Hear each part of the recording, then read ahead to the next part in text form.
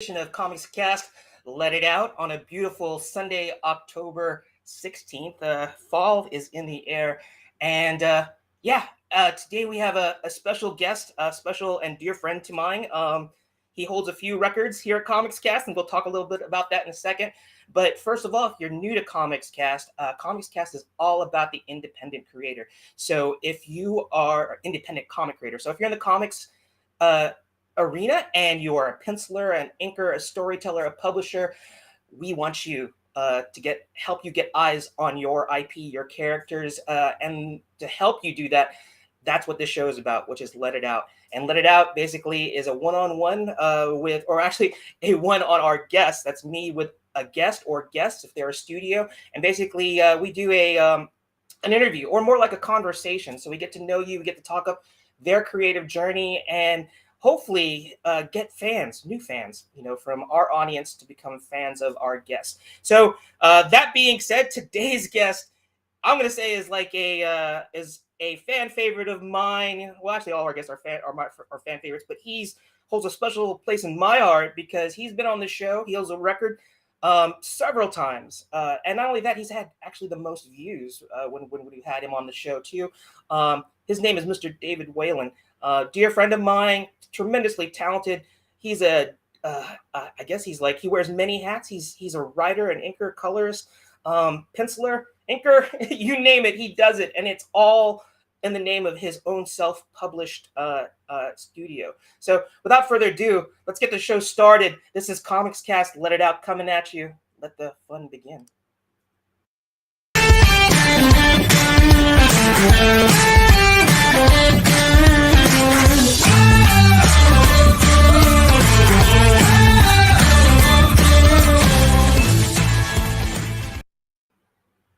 Hey! We got Mr. David Whalen to my right. So happy to have you. I have to say, it looks like you're a little bit in the Crypt there. You got a little bit of a dark background. You're making sure that we're keeping up with that October Halloween theme. You're like in my spooky background. Yeah, you're in the dungeons of your artistic abode. It's usually not this dark. I don't know why it's so dark. It's usually not this dark. I'm not sure why. Oh, really? Yeah. Well, it's okay. I mean, I personally, when I work on the computer all the time, and I actually like it when it's a little bit darker because it allows the screen to take center stage, not so many distractions. But enough about that. David, say hello to everybody. Welcome back to Comics Cast. Let It Out. Hi, everybody. Thanks for having me on again, Joe. I really appreciate it. Oh, it's no problem. I hope you're not getting sick of me. Oh, definitely not sick of you. I mean, I've been under the weather, but it's not because of you, and hopefully it's never because of COVID. But happy to have you here on the show again. And like I said, you are a dear friend of mine because you've been on the show. I think this is your fourth appearance, aside from maybe some special edition appearances where you've been on our anniversary show. And it's because you have no shortage of talent, and you're always driven. You're always coming up with something new. Like I said in the intro, you are the CEO of Correct Handed Comics, and there's a funny story behind that. If we're probably going to retread that in terms of like that funny story about that when we talk about your origin story. But you're a self-publisher, have several titles under your belt, some one-shots. You're constantly hustling. You embody what it is to be a indie comics creator. So happy to have you on the show again. And you got some new stuff, some stuff to talk about in terms of what's been going on with you since your last appearance. But before we talk about those new things, for our guests who are just coming in, who haven't heard about you, let's revisit your origin story. So think about this as not necessarily the reboot, but let's just say that there's a new title featuring David Whalen, and we want to make sure that we know, what planet you came from, whether it was Krypton or something like that. If you're from some extra dimensional, place that allows you to draw your superpowers when it comes to illustration. I have no idea. Something so. Yeah. All right. Well, let me put the mic back in your hands. You can tell us your origin story. Let's talk about your creative journey. So, like a previously on type. Previously on. And while you do that, just like what we do with all the other, I'm going to put some Offspring, which is your flagship title artwork, it as some visual aid to go along with your origin story. So the mic is back in your hands, and I will bring up that PDF. So talk away. Sounds great. Yeah. Just like many people in my situation, I grew up with a pencil in my hand, drawing as much as I possibly could, getting in trouble for drawing cartoon characters and comic book characters all over my math homework in the 6th and 7th grade, like so many people in my position. Grew up and decided to become an art teacher. While I was getting myself prepared to be able to create comic books was always the thing that got me reading, got me drawing, got me excited about doing stuff, and trying to find as many different kinds of comics and different kinds of stories that I possibly could. It's a thing that kind of catapulted me into wanting to be more of a reader, not just comic books, but all the historical classic novels, things like that. To be able to continue my love of storytelling. As I was growing up, my parents were all about it. They're like, yeah, we see you got this talent. Let's try to foster it as best we can. And they did a great job. Went to school for graphic design in my early 20s and worked as a graphic designer for about 20 years. For about 10 years.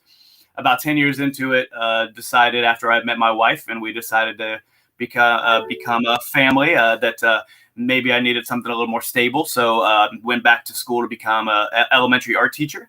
And I've been doing that for about 15 years-ish or so. And about 10 years into that, I said, I think I'm ready to start telling these stories. I think I'm mentally, physically, emotionally prepared to tell these stories. And started producing the Offspring about, I started with some smaller books just to get into the process of everything with some really small companies, and then started getting the Offspring going. I'd say probably about 7.5 years ago, issue 1 came out. And I'm right now enjoying the process of getting it out. I'm about to publish issue 22. So it's going really well, and I'm having a great time, and my wife and kids don't get too mad at me. So it's going well. Awesome. I didn't want to interrupt you, but it sounded your audio kept on dropping. It sounds like when it was short bursts, it was all good, but then as you were getting into the meat and potatoes of your origin story, it started dropping out. I hope it was something that was maybe just on my end. Is my audio coming out okay to you? Are you hearing everything? That sounds good. Yeah, maybe I'm just talking a little too fast. Oh, okay. All right. Well, just now kind of broke up a little bit. We're going to go a little bit further, and let's see how that goes. Worst case scenario, I know we talked yesterday during the pre-show. Do you have your phone as backup? Do you have that ready to go? Yeah. Okay. All right. I can always switch my computers for them to be my face and one for my drawing, so I can switch those also. It should be okay. Okay, because it's actually getting worse for me. No. Like just now, every other word kind of dropped. So what we're gonna do, we're just gonna take a moment. If you need to log out and log back in with your new device, let's do that, because I don't want to jeopardize missing all the juicy details from you. I'm gonna talk a little bit about your PDFs real quick while you rearrange or actually change your face cam to your phone. And I'm actually gonna switch computers. I'm gonna switch computers. Oh, you are? Okay. Yeah. Okay. Okay. Ready? I'm not going anywhere. I'm not gonna go anywhere. You're just gonna join back in. Okay. Yeah. Just join back in with your devices. I'll talk about your PDF, and then hopefully that audio problem will go away. So go ahead and do that. Thank you, David.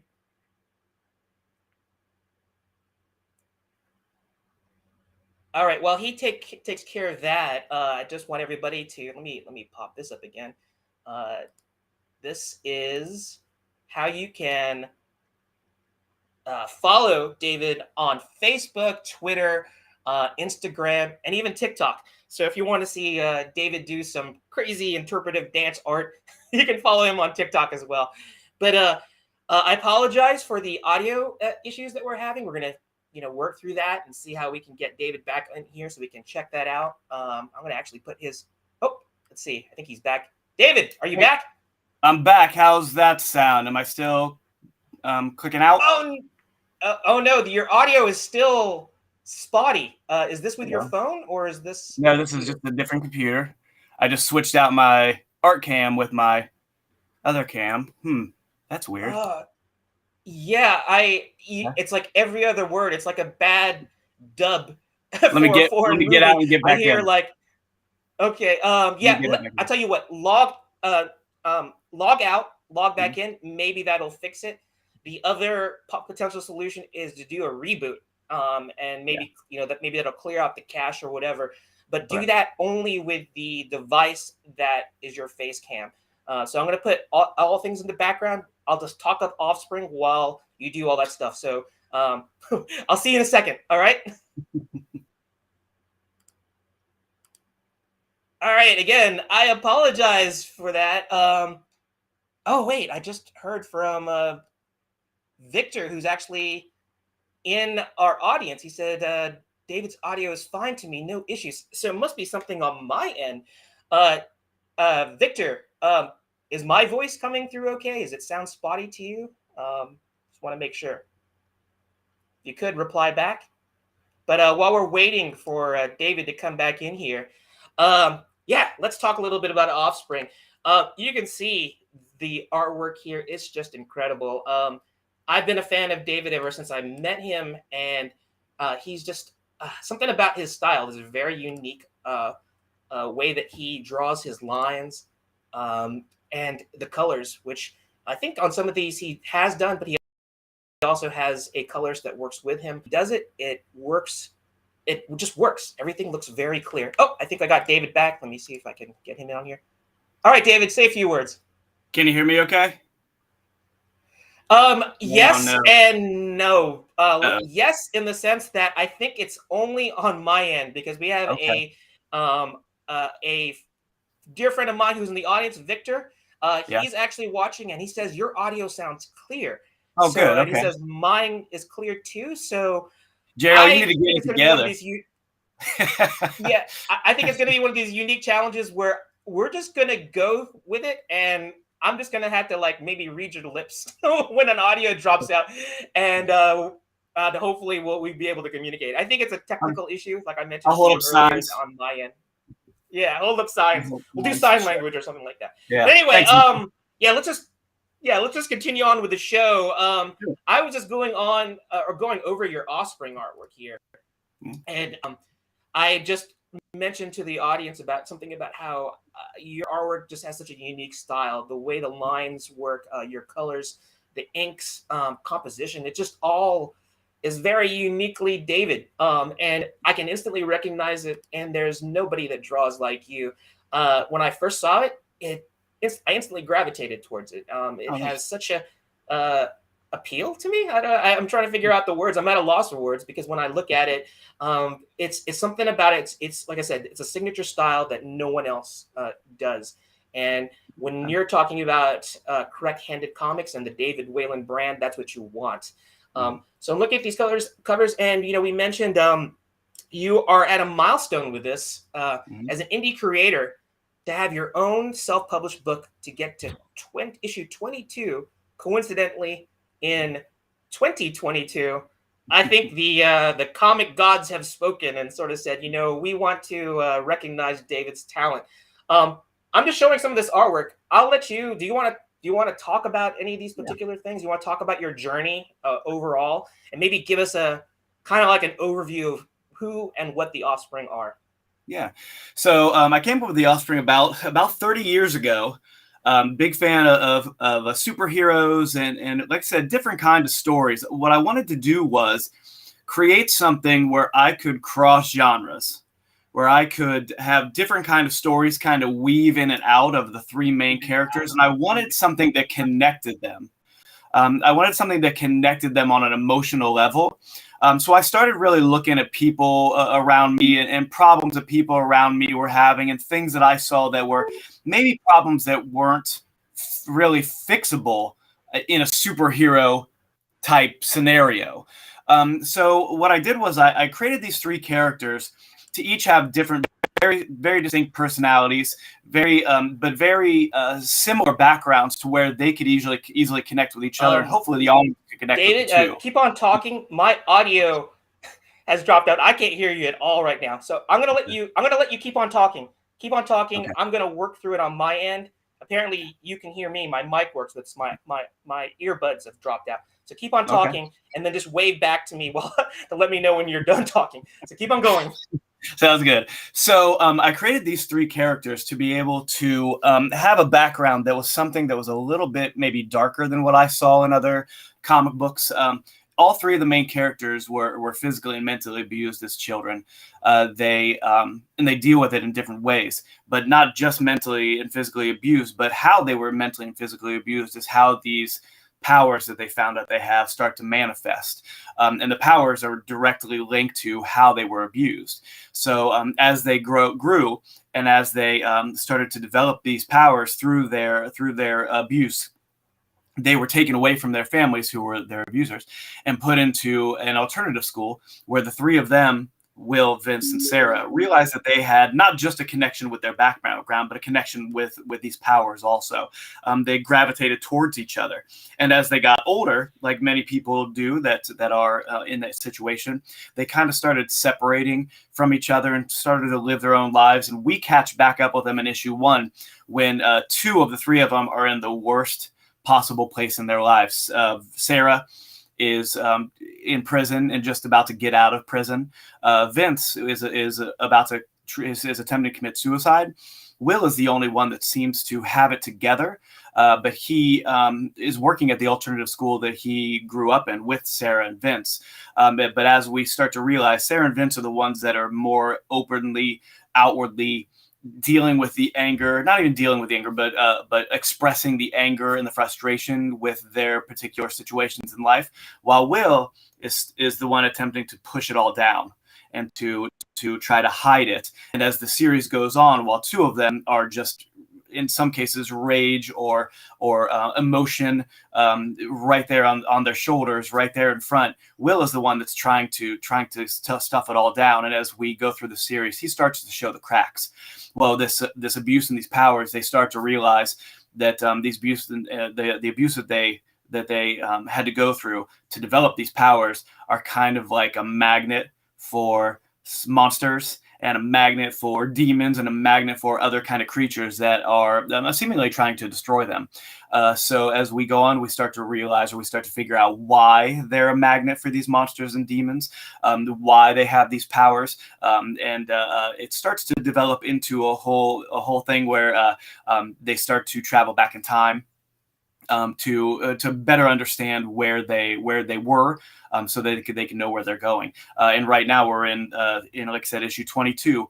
And I try to set it up in a way to where each character gets their own special storyline. So there's big storylines, 3 or 4 issues, and then a 2 issue for one of the characters. And it'll be 2 issues through the characters. And that's where we are now, at the end of issue 22 with Will's 2-story arc, 21 and 22. And now we're jumping into our next big 3-issue story arc that's going to be really exciting. First of all, I want to apologize to you, David.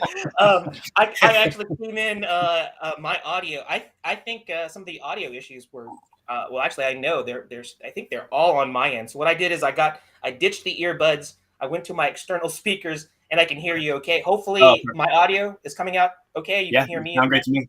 Yeah. Okay. Good. So every time I try and simplify things, or it gets more complicated. But anyway, I went back to like the manual speaker. So I got to hear you midway through that. And of course, I know a little bit more about the Offspring because I've been following them through you. And so I got to get the overall, I'm going to call it the 1,000-foot overview. And you gave, and I think that's enough of a hook. I think that's enough of a hook to intrigue anybody that's watching this to learn and want to know about the Offspring.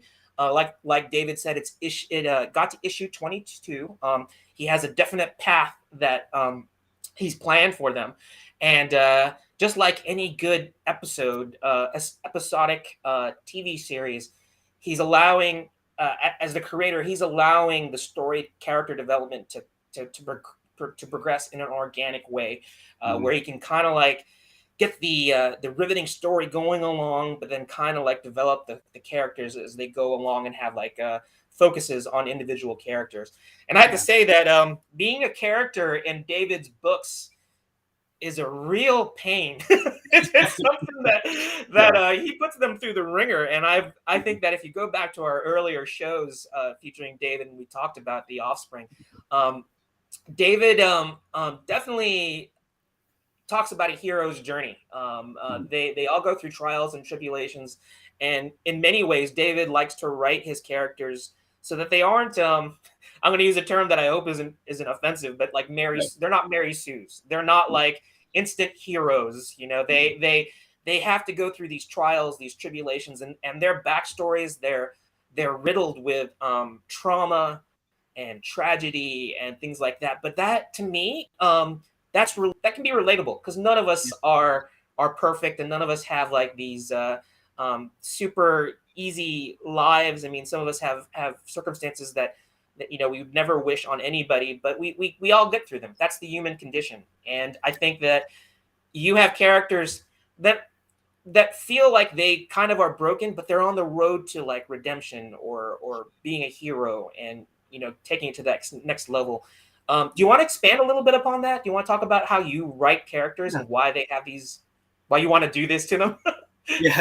I like to say they're dealing with the monsters on the outside and their internal monsters also. That's what I like to say because it is their journey isn't just about beating up monsters or dealing with these paranormal or sci-fi things. It's also how they are dealing with their emotional trauma. How they deal with the things that happen in their past. And everybody has that on some level, some more than others. But it really was for me about creating these three characters who felt authentic and felt like they were, while it's not their trauma is not always on the forefront, it's not always like in your face. There's that level of background radiation of understanding that these are very damaged people. And how they're trying to deal with that damage. And I try to have all three of them deal with it a little bit different. Like I said, Will tries to stuff it down and be strong. Sarah deals with it by pushing everybody away. And Vince deals with it by being sarcastic and making everything a joke. If everything's funny, then nothing's sad to Vince, right? If Sarah pushes everybody away, she doesn't have to ever deal with her emotions or her trauma. If Will pushes it down, he never has to show. Nobody even has to know that he has trauma. So it's how they deal with that emotional trauma. For me, that is really the most important thing. The demons and the monsters and the scary stuff is fun, but it's all wrapped around how they psychologically deal with their trauma. And each of the main, I try to give each, in between the big 3 to 4 story arcs, I try to give each character 2 issues where they're more of the focus, and try to show those specific aspects of their personality, to be able to put Sarah's need to push people away to the forefront, or Vince's need to not take things seriously to the forefront, to maybe give him a little bit more gravitas, to be able to show Will how pushing things down and trying to be the strong leader is really actually making him do the exact opposite of that. And that's what we're dealing with. He's dealing with in issue 21 and 22, how his role as a leader has been completely compromised by his lack of showing that he has trauma and that he is vulnerable to the things that are happening to him. And that's what issue 21 and 22 are dealing with right now. And I think that it's going really well. I'm trying to progress the level of these characters' understanding of themselves and how they work together as a team, to be able to put a wrench in the whole thing in issue 23.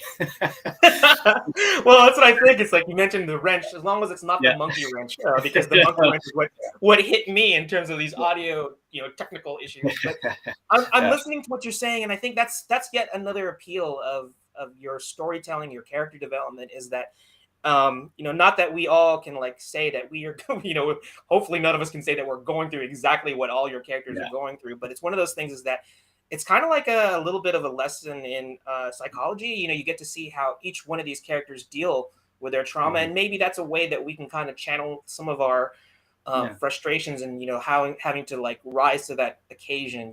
When we are dealing with our own internal traumas, how we deal with it. So I really like how you've written these characters, and then also allowing the storytelling to breathe, so you can spend time to develop and talk about these individual characters. Just tells to me that lets me know that you are definitely it's not a haphazard thing. It's not like a I'm gonna say a J.J. Abrams approach to like storytelling where there's no end game, you know, or there's just like, hey, let's see what happens here. I'm gonna throw this against the wall and see if it sticks, if it resonates with them. It's like you, as a storyteller, you know, knows what that end game is, and you know, we'll talk a little bit about that. Not necessarily what the end game is, but you definitely have that path for this particular IP. You know, we'll talk a little bit about that at the end of the show, because we're talking really about issue 22 in 2022, and you know, these characters, very rich backgrounds, and it's nice to see how they're developing. So I showed some of these PDFs are covers from like the recent, I guess, story arc, that the latter story arc that's leading up to to issue 22, and I think it's fitting because as we get going into the live drawing part of it, I just wanted to give people a little bit of foreshadowing in terms of like what we're going to be drawing, because this particular story arc had to deal with time travel, and it's almost like I want to parallel this to a lot of the stuff that I'm going to say it's not the best Marvel Cinematic Universe storytelling, which is the arc of the multiverse. And we could have a whole nother discussion, David. You know, we could talk about whether this is a wise pros and cons of the multiverse. Yeah, the pros and cons of it. You know, because I like to think that as awesome as that multiverse scenario is in terms of all the cool storylines and alternate universes, and you know, gender swapping of heroes and heroines, it also takes away from, like, you know, you mentioned gravitas of characters, and you know, consequences of actions. It's like it can be easily rewritten. You know, it's like, oh well, that was like in another universe, or we can, like, you know, we can have a character die and bring in another character from multiverse. Yours is time travel. These are all the characters. They're not necessarily in a multiverse. They're traveling back in time. So there is consequence. You know, when they experience trauma from dealing with a demon or a villain, it has lasting effects on them, and they go through time. And you know, I'm not gonna like spoil it. I think that you gotta read the book. You gotta buy the books to find out like what the consequences of time travel is, and how them going into the past, how it affects them, you know, in the future. So that being said, I wanted to show these are like things that go back to a Civil War time period. And you know, I don't want to like get David to give spoilers away in terms of like what happens during this time period, but or during this part of the story arc that the Offspring are going through. But yeah, it's so since we're not going to spoil it, I just want to go back to the art. As not only as a storyteller, but as a visual story, you can definitely see what David brings to the table in terms of his art style. So that is the hint in terms of like what we're going to be doing for the live draw. And we're only going to be doing one, but it's going to be an epic one. It's going to be one longer one with a great theme. So before we talk about that particular live draw and what the theme will be, and I encourage anybody that's in our audience to draw along with us. And if you watch this on demand, you can do it later, and be sure to share that to our sister page with the art show. And if you're going to be doing it live with us, just let me know in the comments field, and that way we can share the artwork. Before we do that, and this is a refresher. This is a refresher for anybody that's watched David on a previous edition of Let It Out, but or hasn't watched him. But if you have watched him, you can definitely deal with this refresher just like I will. Just soak it all in. So these are the core characters. There's 3 of them. This is the bio for Sarah, and you can see that her unique look. I think she's evolved since these character sheets. She's kind of changed. You know, it's not like these. David doesn't want to do these, or the Offspring are not like superheroes in that they have costumes. They're just like look just like everyday people that we see on the street. And so I think that that's kind of neat. Now he does have superhero comics, so don't get him wrong. He still has a love for that. It's just not in the Offspring. Yeah, I like that. I like to say that I came up with no flights, no tights 20 years before Smallville. So I think the Hollywood has your place bugged, and they're just like taking insight and like what things that you've coined. The But this second is I'm in Sarah. charge, all those problems will be fixed. Yes, and you sound like Anakin Skywalker. I will bring peace and justice to my galaxy. Gonna But do yeah, it. anyway, Everything. and you're the creator, so it is your galaxy, so it can't be truer. But I'm just going to say that these are some bios for these three core characters. So we have Sarah here, and let me zoom in here. So if you're going to be drawing along with us, this will give you your opportunity to take a screen capture, get a feel for her look. And there's some unique things about her, the charm that's around her neck. I think these are signature things that we talk about. And as good as a character designer, pay attention to the silhouette. And I think the way she wears her hair, her clothing. Who can forget these skulls that are levitating around her? So you know that she has a power of telekinesis, and of course, skulls, they have all sorts of hidden meanings, or connotative meanings that go along with it. So definitely a cool character here. Let's go to our next one. This is Vince, and he has the power of, I think you call it hydrokinesis. Is that correct? Yeah. He's able to manipulate water. So I want everybody to take a look at Vince here. And if you want to do a screen capture of that, if you plan on drawing along with us. And the last character, last but not certainly least, here we have Will.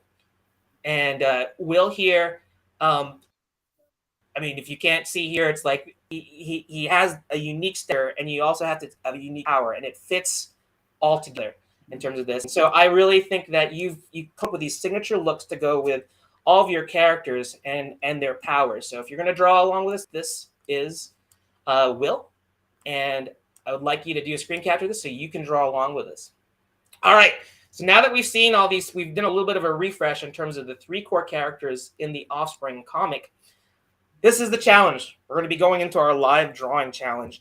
And that is to imagine the Offspring traveling in a Hollywood multiverse.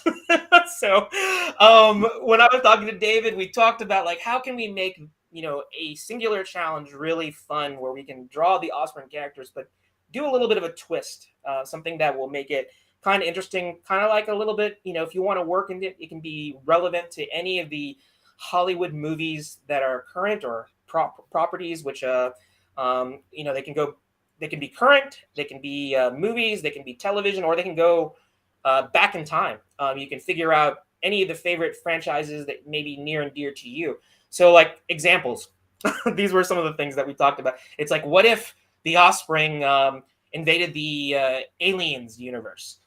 So could you see them on the Sulaco? Is it the Suluco? I don't remember the name of the ship with the colonial marines battling aliens. Could you see them in ancient Egypt? Maybe they could have been with the Scorpion, fighting the Scorpion King in ancient Egypt. And the twist is that you can maybe kind of like put the Offspring in like maybe an iconic movie poster, kind of like theme. Because as we draw this, when we talk as we're drawing, and we're going to see the magic happen in the process of my guest David as he like builds his shot. He's going to actually talk about composition and things like that, because he's an art teacher. And he's gonna enlighten us all in terms of like, or he's gonna enlighten me in terms of why is it that I just love David's work? It's because he's a master of composition. He's a master of weaving all these elements together. So that is the overall theme. It's put the Offspring in any Hollywood franchise. It could be maybe it's a TV series, maybe it could be the Offspring in She-Hulk. I have no idea. but I want everybody to be creative, mix and mash things. They can be they can be related, or they can be completely off the wall and quirky. And they can be a parody of a movie poster, or you can just put them in that scenario. So just like they traveled back in time to be in that Civil War time period, think of that. The Offspring, with all their already modern day problems, battling demons and villains, having to like deal with being inserted into some multiverse franchise in the Hollywood universe.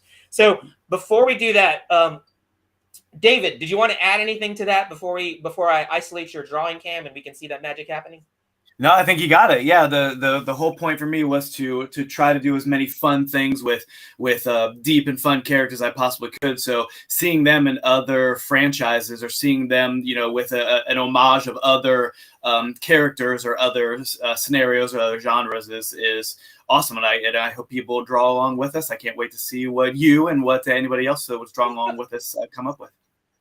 Well, I can't wait till I figure out what I'm going to do. I already know that you're being the storyteller that you are. You've probably planned it. So it was a struggle. It was a struggle. I was yeah, like 3 o'clock in the morning, flipping through the interwebs.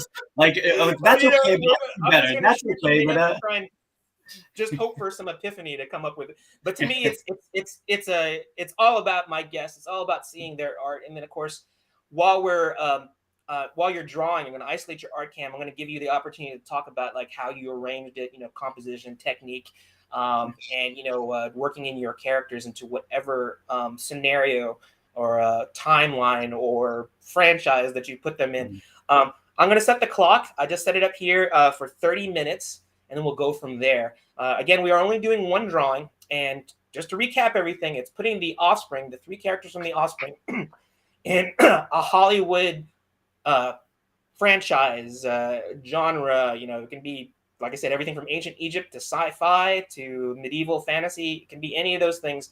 Put them in that universe, and you can like do an homage to like a movie poster if you want to do that as well.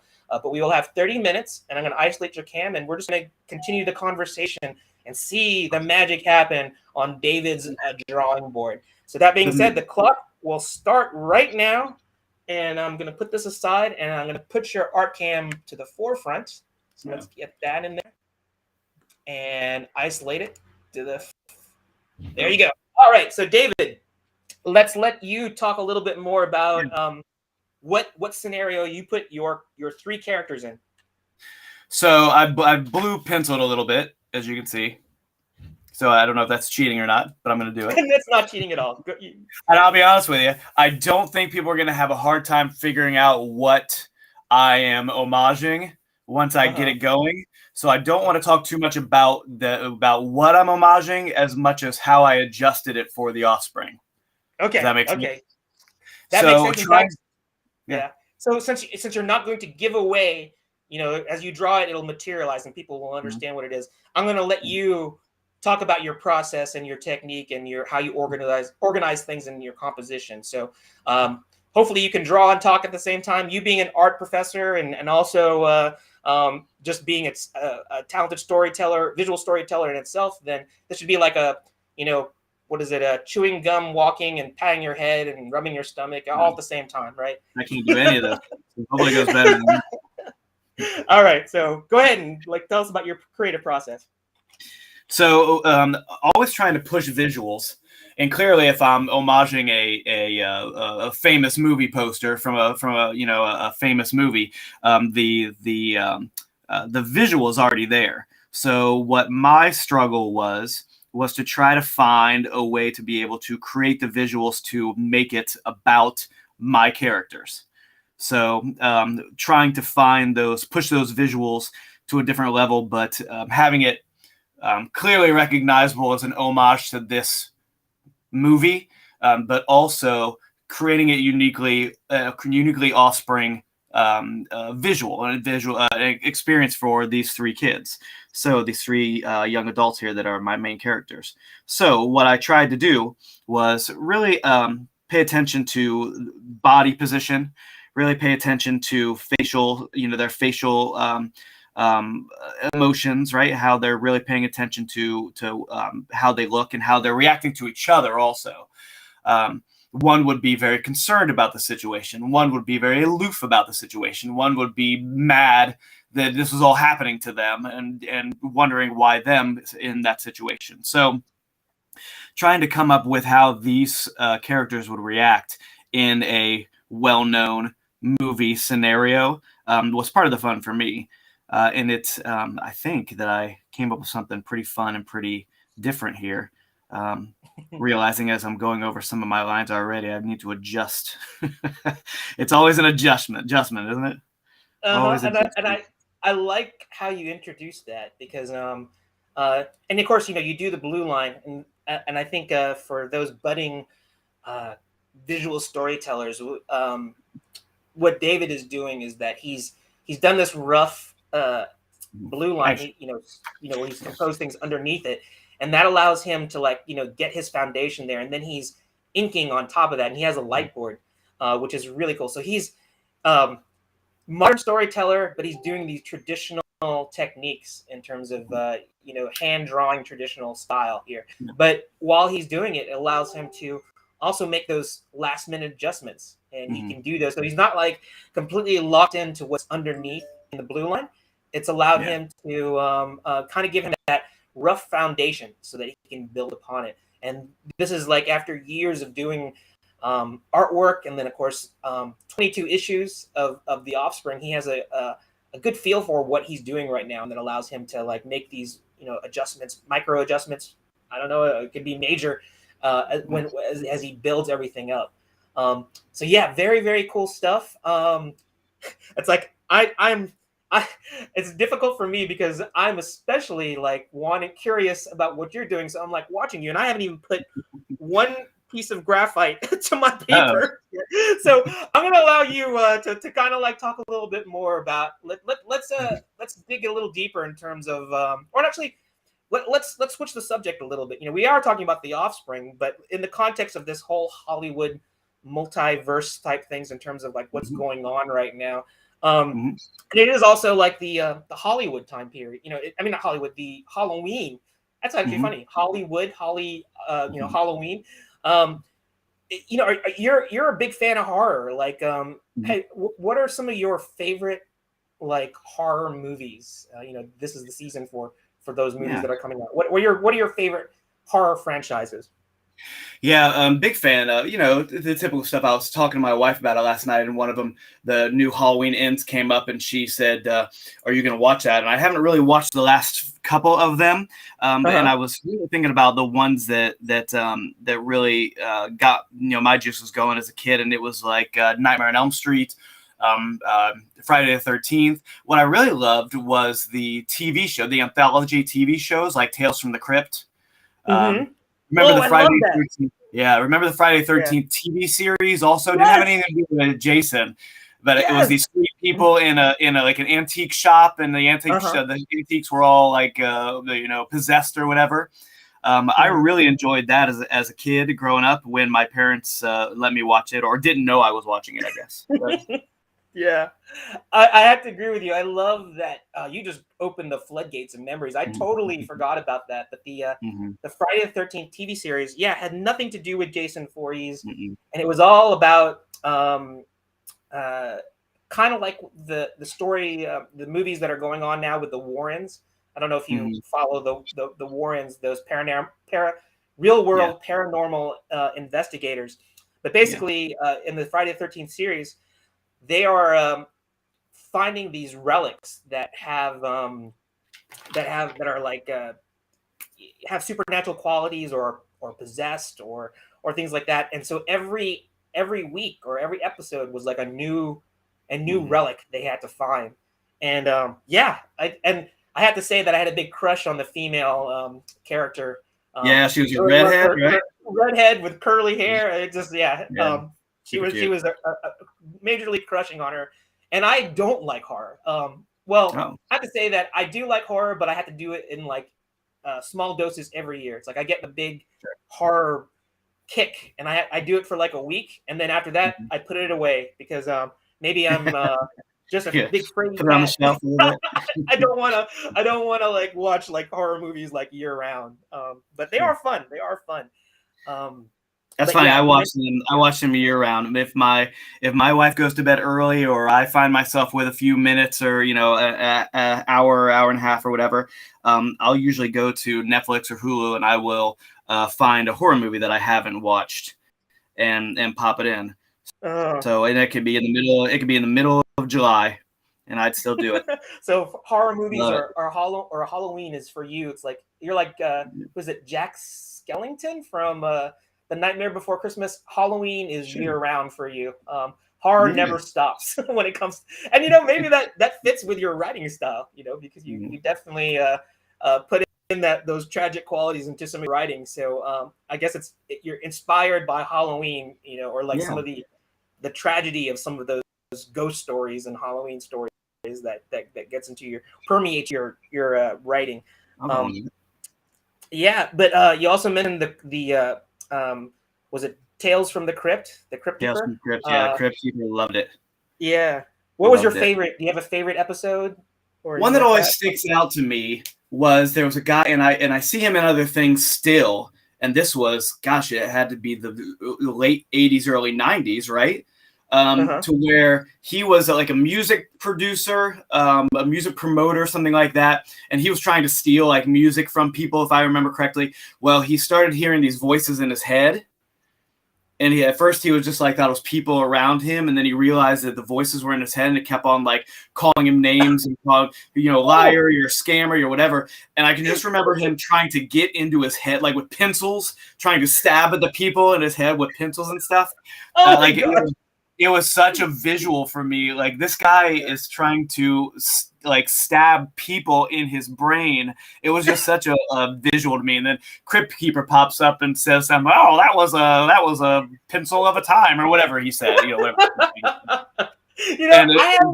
haven't seen that episode. I'm gonna have to go look up. I don't know if they're out on YouTube, or maybe I'm gonna have to buy like a Tales from the Crypt collected edition DVD set just to find out that episode. I don't think I saw that one. But that was the Crypt Keeper always got me. That puppetry, something about physical effect, physical puppets or things like that. I mean, CG is cool and all, and it's like definitely gotten much more believable, in this day and age. But I have to say that physical puppet Crypt Keeper, that still gives me nightmares. I think next to clowns, I think the Crypt Keeper is probably one of the most horrific things that I can think of in terms of what I would not want to see in my nightmares. You do not like clowns. You do not like No, clowns. I don't. And that brings me back to like your some of your one shots that you did. And you know what? We never got to do it. We talked about it. That was going to be one of your up and coming one shots. It was to be released. Do you this is about the Offspring, but it's actually more about you, David. It's about everything that you touch, all the things that you as a creative, an indie creator do. You want to talk a little bit about, I'm going to try and like restrain my fears here, but you want to talk about your clown character that you did, the collaboration with another creator. You want to talk a little bit about that? Yeah, so my one-shot series, the reason that I started doing my one-shot series, and they're black and white one-shots, 24, 25 pages, that I try to stay in that kind of realm. The reason that I did it is because I know as an independent creator, it's hard for someone to hear that an independent creator has an ongoing series like The Offspring. Even though it's not ongoing, I know when I'm stopping, it's going to be 50 issues, so I'm almost halfway there. But it can be hard for somebody to pick up a series that from an indie creator, not knowing whether they're going to be able to get all the way done or not. And I understand that fear, that wanting to stop and say, I don't know, it's kind of hard to collect 50 issues of an independent book. So I started creating the one shot series as like kind of like a bridge to my kind of storytelling and my art and the kind of stories and characters that I wanted to create. So creating the one-shot series, it's all different type of genres. There's a dark noir, there's a superhero story, there is aliens, there's a sci-fi. But the last one that I produced was from a guy who did some editing for me. He actually had to come back and do editing for, I asked him to do editing for issue 22 for what reasons. So I was happy to be able to work with him again. But he did a bunch of editing for me for The Offspring, and he was great. And he had a whole bunch of stories. And he said, hey, if you need a one-shot, I've got this one-shot story with this clowns versus vampires.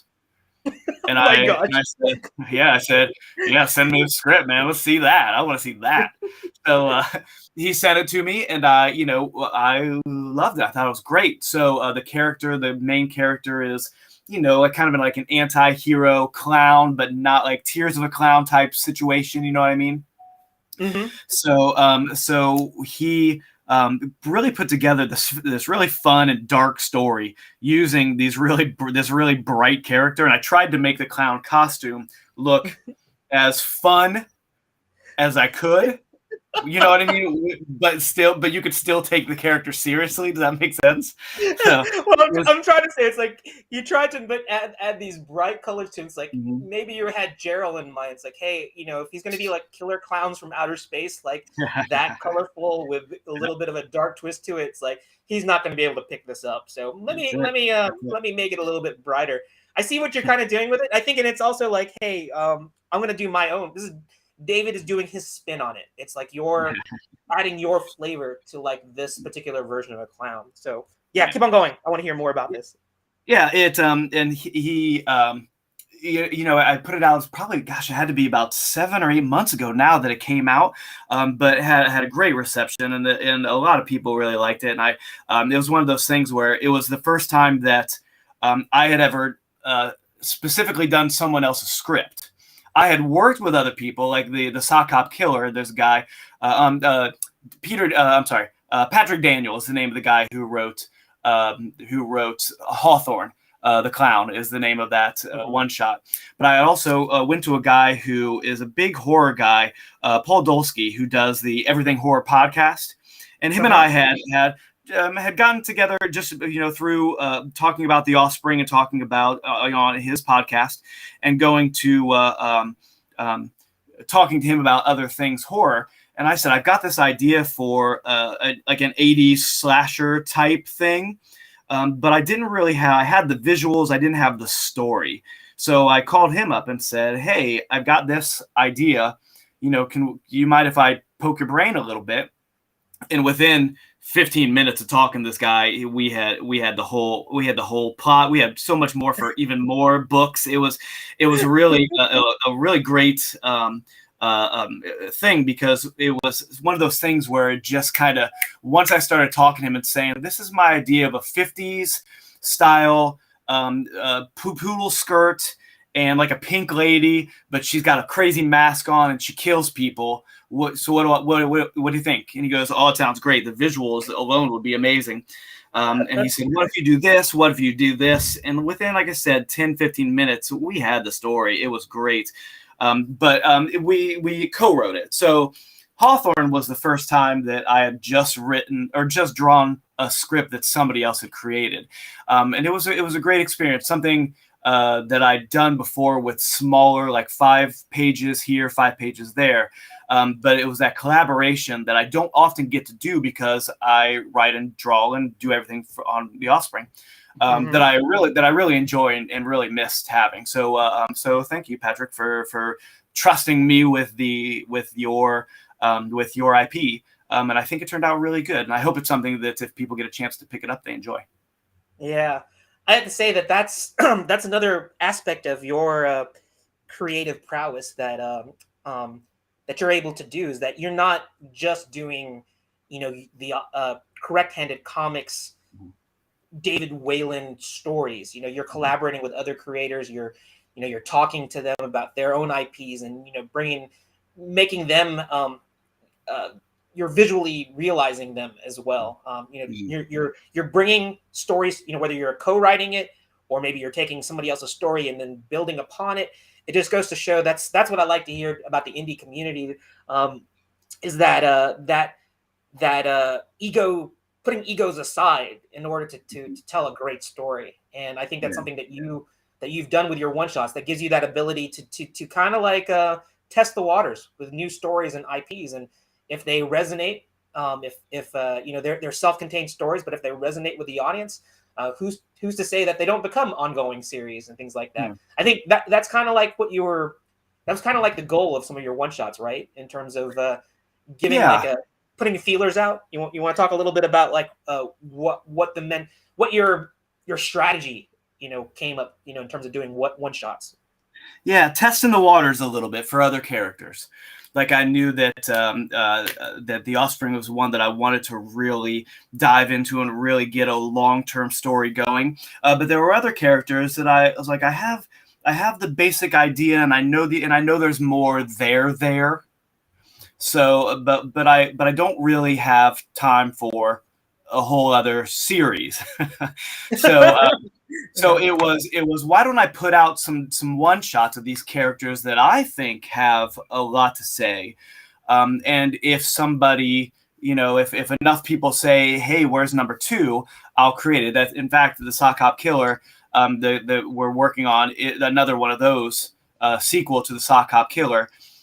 Paul has just put up another website and done some other stuff, so he's working on a lot of stuff. But he keeps contacting me saying, okay, I'm still working on this script, and a lot of people are asking me.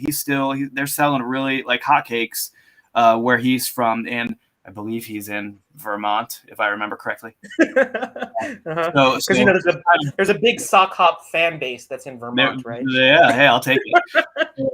But I think, like I said, there's enough there that if there's enough, heat generated around the character, I'd love to be able to do more with. And I still have some other one shots. I'm trying right now with 5 one shots out to focus the rest of the year on the Offspring and trying to get to issue 25 as quickly as I can, but quality as I can. So I'm probably going to start up some more one shots, maybe summer of next year. I've got a 100-page graphic novel that I'm working on also.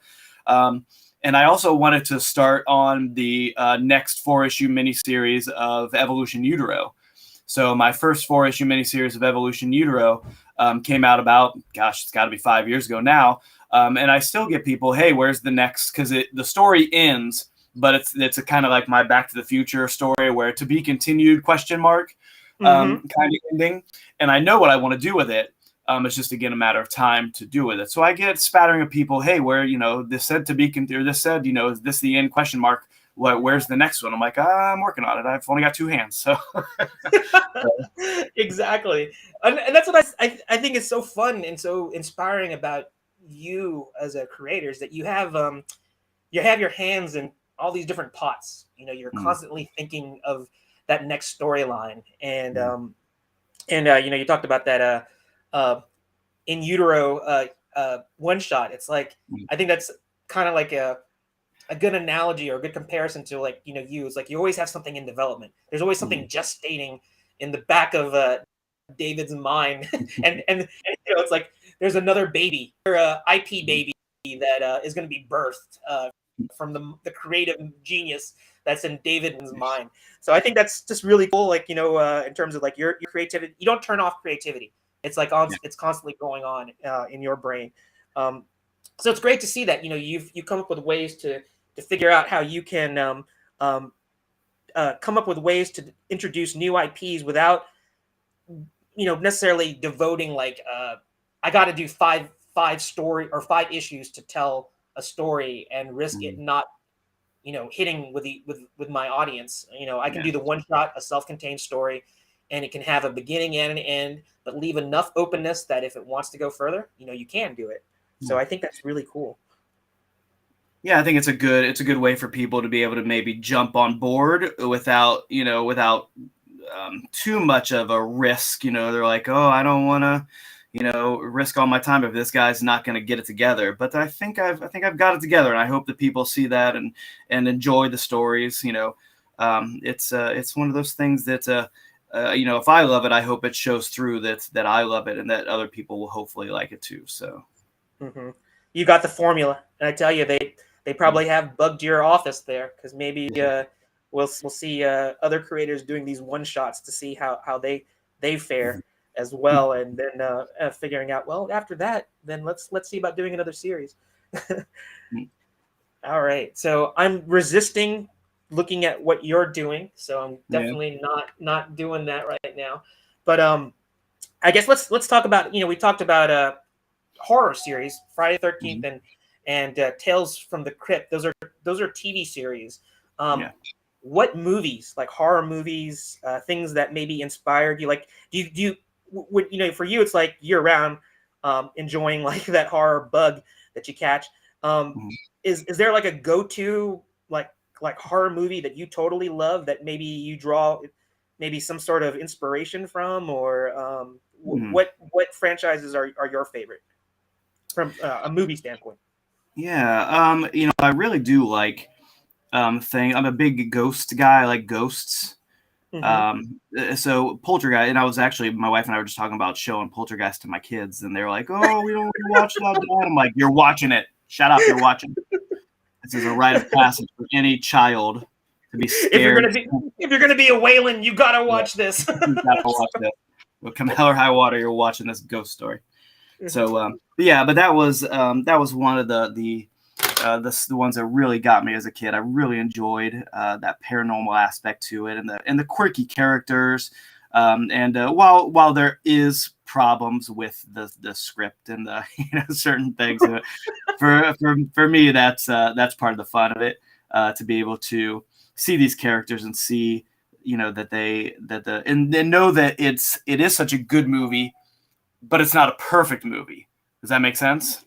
Well, yeah, I think I'm gonna say this thing. You mentioned Poltergeist. That was the root of my clown phobia.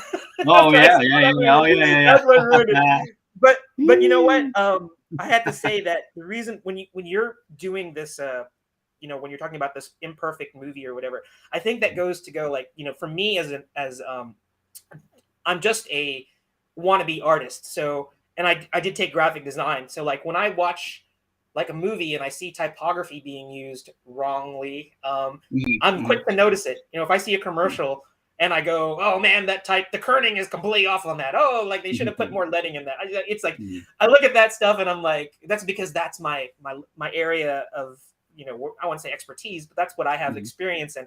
You have the benefit of that visual storytelling, but you also have the writing chops. So you can look at bad storytelling. For me, it had to be really atrocious, storytelling for me to really criticize it. But I kind of give things kind of a benefit of a doubt. But you can if it's bad storytelling, it's like a big red light that's just flashing. Bad story, bad story, bad story. So is that how you kind of look at it stuff too? Yeah, sometimes. I try to always remind myself that whether it's superheroes, which has a very vocal fan base if they're not happy with what's happening, because we're a fickle bunch. But I try to remind myself that I'm not the one making the thing. If it's the Offspring and somebody has a problem with it, I'd say, okay, it might not be for you. That's okay. Or if it's whatever it is. I try to always remember that I'm not the one making the thing, and making things is hard. Criticizing things is not hard. That's very easy. It's very easy to criticize things. So if you're criticizing things, but you've never made a thing, shut up, right? I was trying to think of a better way to say it. Yeah. If you've never made a thing and you're criticizing everybody else's thing, maybe just sit back and just enjoy things you enjoy. Yeah. I think what you just said is, I was being very blunt, but I'm not. I understand there's a better way to put it. I'm going to say hey, if you feel it can be done better, if you've seen something or watched something and you're critical about it, it's rather than you said, whine about it. It's be that person, be that agent of change, and be creative. Tell that better story, draw that better comic book. And I think that's the thing about indie creators. I think you can attest to this. You see you as an indie creator, you watch a bad movie, you see a bad comic book that could have been told a different way to express something. You don't need to be critical about it. It's I'm just gonna throw that in the gauntlet. I'm gonna tell that better story. That's kind of what you're doing with your own Correct-Handed Comics studio releases, right? Yeah, and I think that it's, oh gosh, I had a point, but now I can't remember what it was. It's one of those things that, gosh, Cheryl, I had, while you were talking, I'm like, oh, I need to say that out loud. But now it's my fault. It's my fault. I was blabber mouthing, and it made you lose your train of thought. That's all right. If you remember it, we can always revisit it and talk a Sure. little bit more about it. I might But just to remember give it. you a heads up, we got 2 more minutes in the 30 Oh, minute no. time period. 2 But you know minutes. what? You know what? Let's I'm gonna, you know me, I'm always gonna like, you know, I'm gonna haggle with my guests and say, you know what, it'd be kind of cool if you could give Gerald a little bit of time. But in truth, it's like, you know, I want to make sure that it's for you, my guest, not for me. Sure. Let's take go it. ahead and I'm gonna go ahead and add an extra 10 minutes to this. Is that okay with you? Yeah, I won't be mad. Okay, no problem. Okay, let's take it to another 10 minutes here because I'm enjoying this conversation too in terms of horror. And I think it'll be good to get 10 more minutes in so we can kind of see, you know, where you're going with it. And again, I'm resisting looking at what you're doing because I want to be surprised. Okay. Unless you want to reveal a little bit more about it, about what you're drawing. Do you feel like you need to give a little bit of exposition right now, or do you think it's just take it a little bit further and see where they go? I'll keep drawing for a minute. Okay. Let's see what happens. Okay. What happens. All right. So we talked a little bit about movies, and we talked about some you know, some horror parts of it. I guess maybe I'll talk about something that, and maybe get your little feedback on it. I checked out the latest Hellraiser. Yeah. Did you watch the original Hellraiser? I have seen it. It's been a while since I've seen it, and I am interested in watching this new one. Yeah, me too. I had not watched Hellraiser in years, and that was one of those movies that I think I had watched on like VHS or Betamax back when Blockbuster was still popular. And yeah, that was one of those movies that you know, your parents.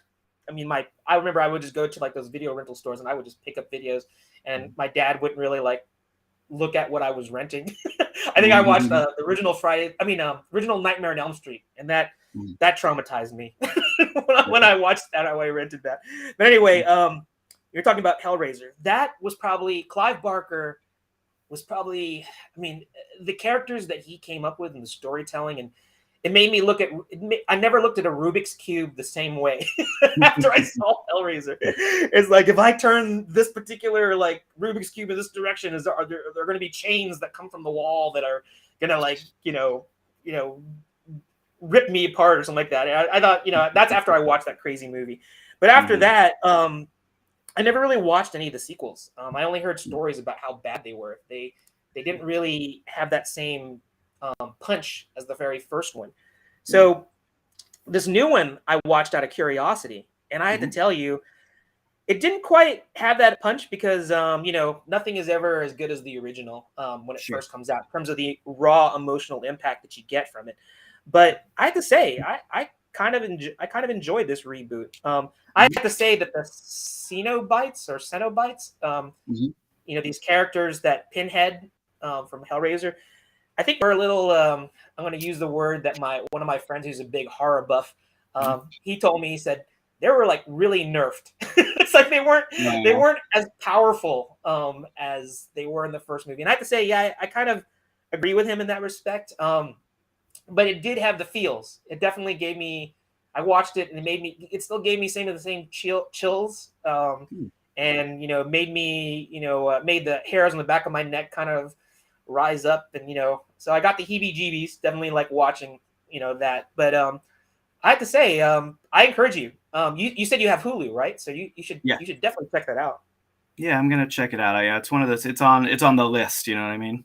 Like the list. You know, you're always creating. So like, find the time to watch things. It's probably like few and far between, right?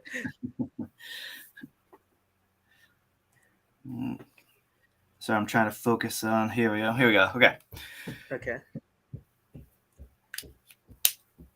So mine, if people are looking at it, they might be able to figure out what it is I'm parodying here. I guess homaging, I guess, is a better word. To what because it's a pretty well-known poster, and I was hesitant to do it at first because I was like, is this a little too well-known? Am I being a little too cliche? But I think since we were talking about the kids my characters, the Offspring, going back to the Civil War, I thought a time travel one would be a good one to do. and it's one of my favorites. And Yeah. So I hope. I'm still resisting looking at it because I don't want to spoil it for me. So if you want to go further in description, you definitely can. But I'm gonna not look at it until we're a Okay. little bit until we're done. No, we're good. We still got a few minutes, right? Yeah. Yes, we have still about 6 minutes to go. 6 minutes. Okay. I'm gonna do because the vehicle is an important part of the situation, so I need to Oh, do okay. the vehicle. So I gotta whip out the trusty ruler. And when I blue inked it, I realized it wasn't quite to scale. Probably shouldn't say that out loud. I probably should say everything I draw is 100% perfect all the time. Oh, you can just say that it's fisheye perspective, or it's like Yeah. exaggerated. It's Yeah. forced perspective. You can definitely just whip out all those art terms to describe. To figure out why something looks the way that it looks. The characters are doing a Vertigo type situation to where everything's a little off. Everything feels a little off. Okay. Make sure.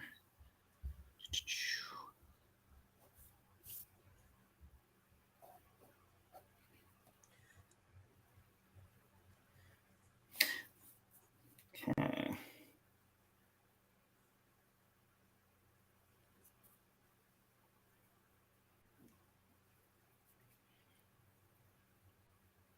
Yeah, so like speaking of like horror movies that are out right now, we have Halloween Ends. Hollywood Ends. That would be kind of a funny movie too. But I heard that just came out this weekend, and so I guess we don't really know what the box office numbers are for that. But a movie that's been tearing up the box office numbers recently is this movie called Smile. Have you heard about that one? I have heard about that one. Yeah, I'm interested to see that one. Yeah, I'm wondering where they're going to go with it, and I'm wondering if that's just going to creep me out too, just like clowns. And I'm never going to want to look at people smiling anymore because I'm going to think that there's going to be a boogeyman behind it.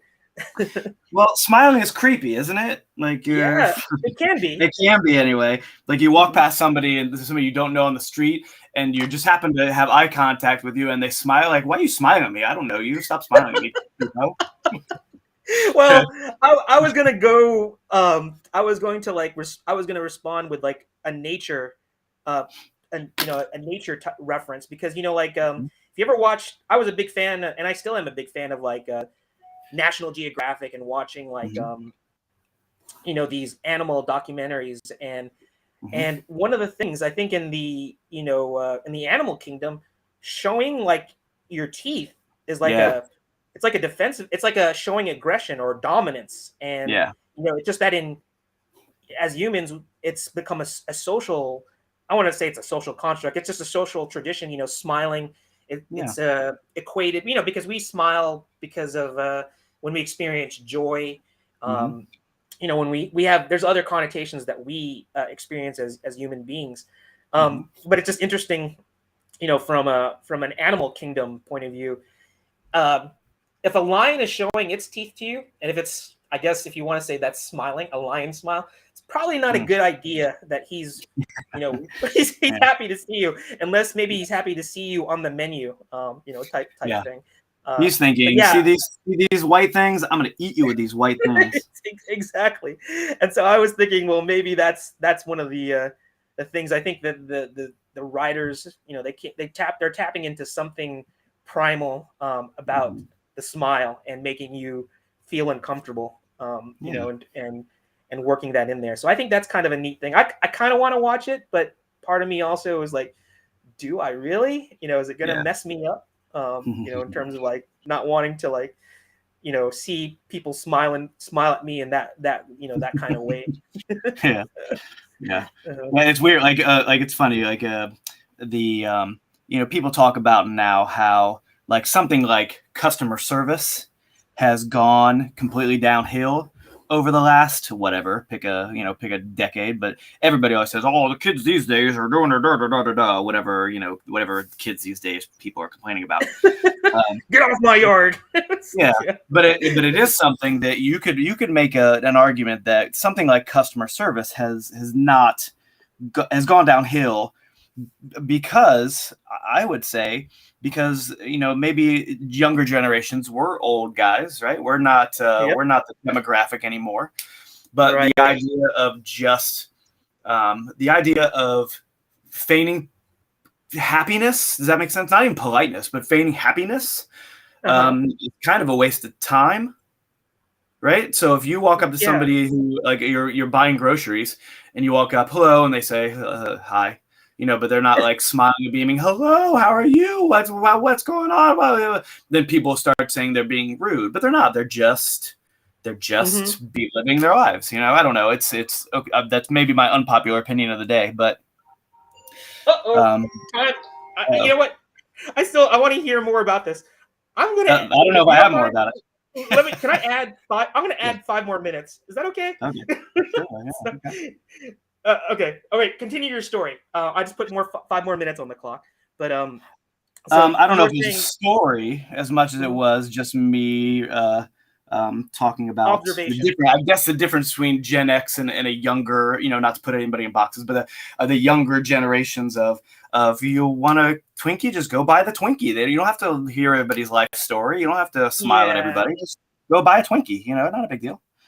I see what you're saying. It's like we're all moving so fast, or we have or there's so much stimulus or things that are going on, or things that we kind of like, or maybe the current generation maybe doesn't want to get wrapped up in like hearing things. It's like maybe they only want to see what they're interested in, and maybe not want to like really get to, I don't know, maybe that's kind of like a little bit of a, I guess we're kind of we're experiencing what our parents went through. It's like, I remember in our generation, this was better, or this was much more, it was better, or it was more friendly, or it was bigger, better, and you guys don't know what you're missing out on. Maybe it's just a product of us getting older, where we experience things differently now.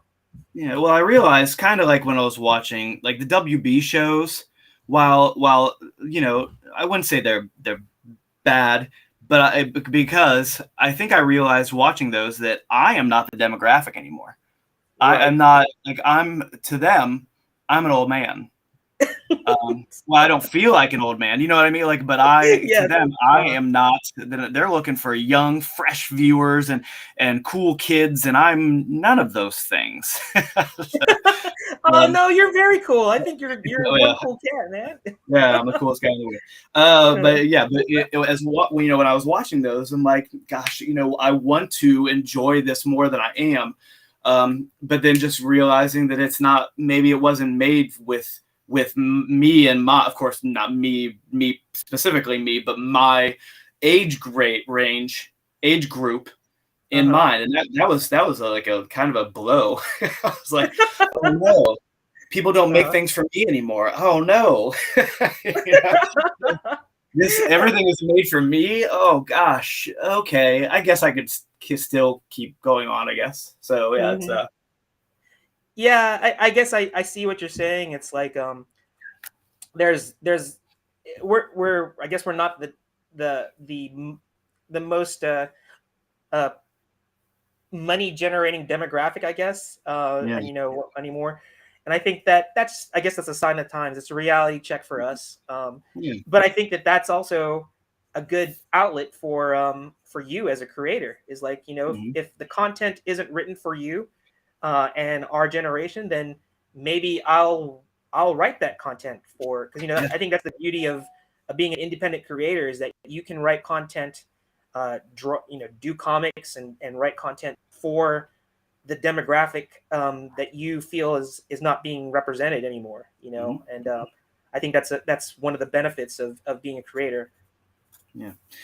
And I wouldn't say that's I'm trying to write just a story that I would enjoy, and hopefully any generation can enjoy what most writers, most creators create.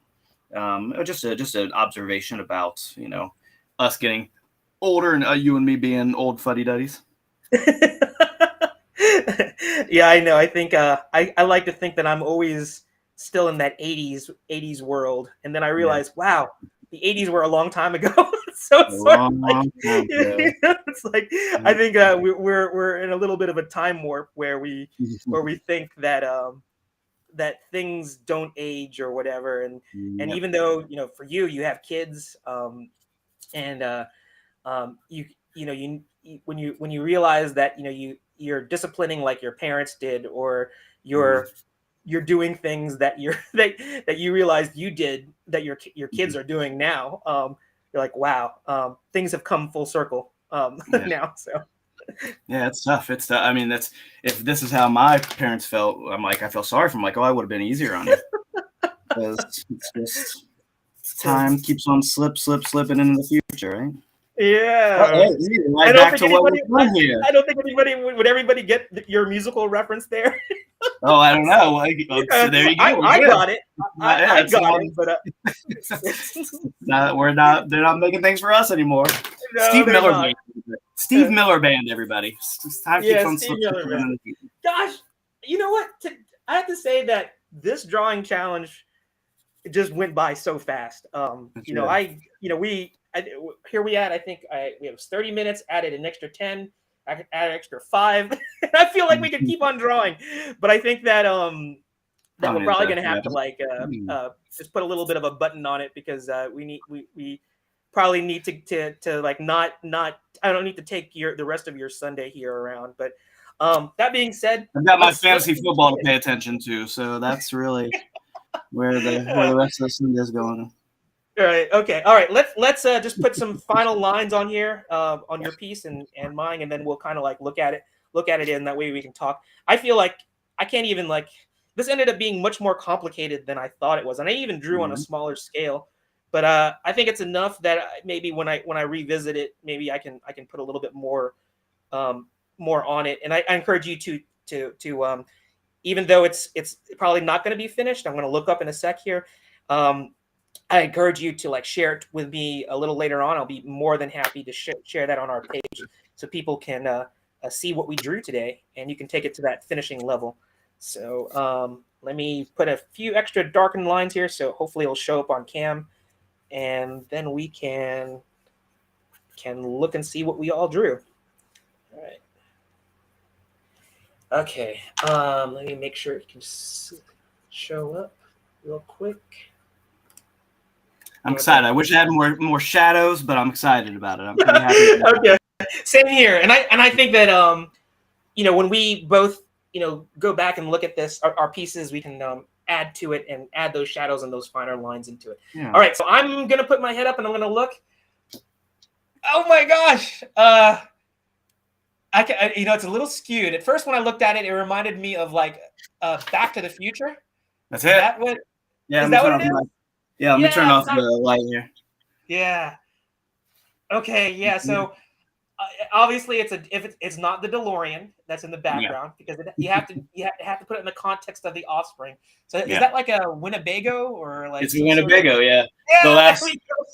Yeah, they are right now between the issues right here at the end of issue 21. They're traveling cross country to rescue a friend who has been kidnapped by the main villain of the Civil War story. So I'm trying to wrap it all together there. So they're traveling cross country in a Winnebago. So I was like, yeah, I've got a vehicle. I've got 3 characters. So let's do Back to the Future 3. Why might as well. Oh, that's so awesome. Here I was thinking to do like a horror vibe, and we already got somebody chiming in here from our audience in here. So Victor, Thanks. I don't know if you remember Victor from our past shows, but I think he commented on some of your things. Victor is coming from the Philippines. He stayed up late to watch you, David. It's like 2 in the morning, 2:30 in the morning in the Philippines on. So Victor's doing the art thing where he's up at 2:00 in the morning drawing and like, let me put these guys on and just have them in the background.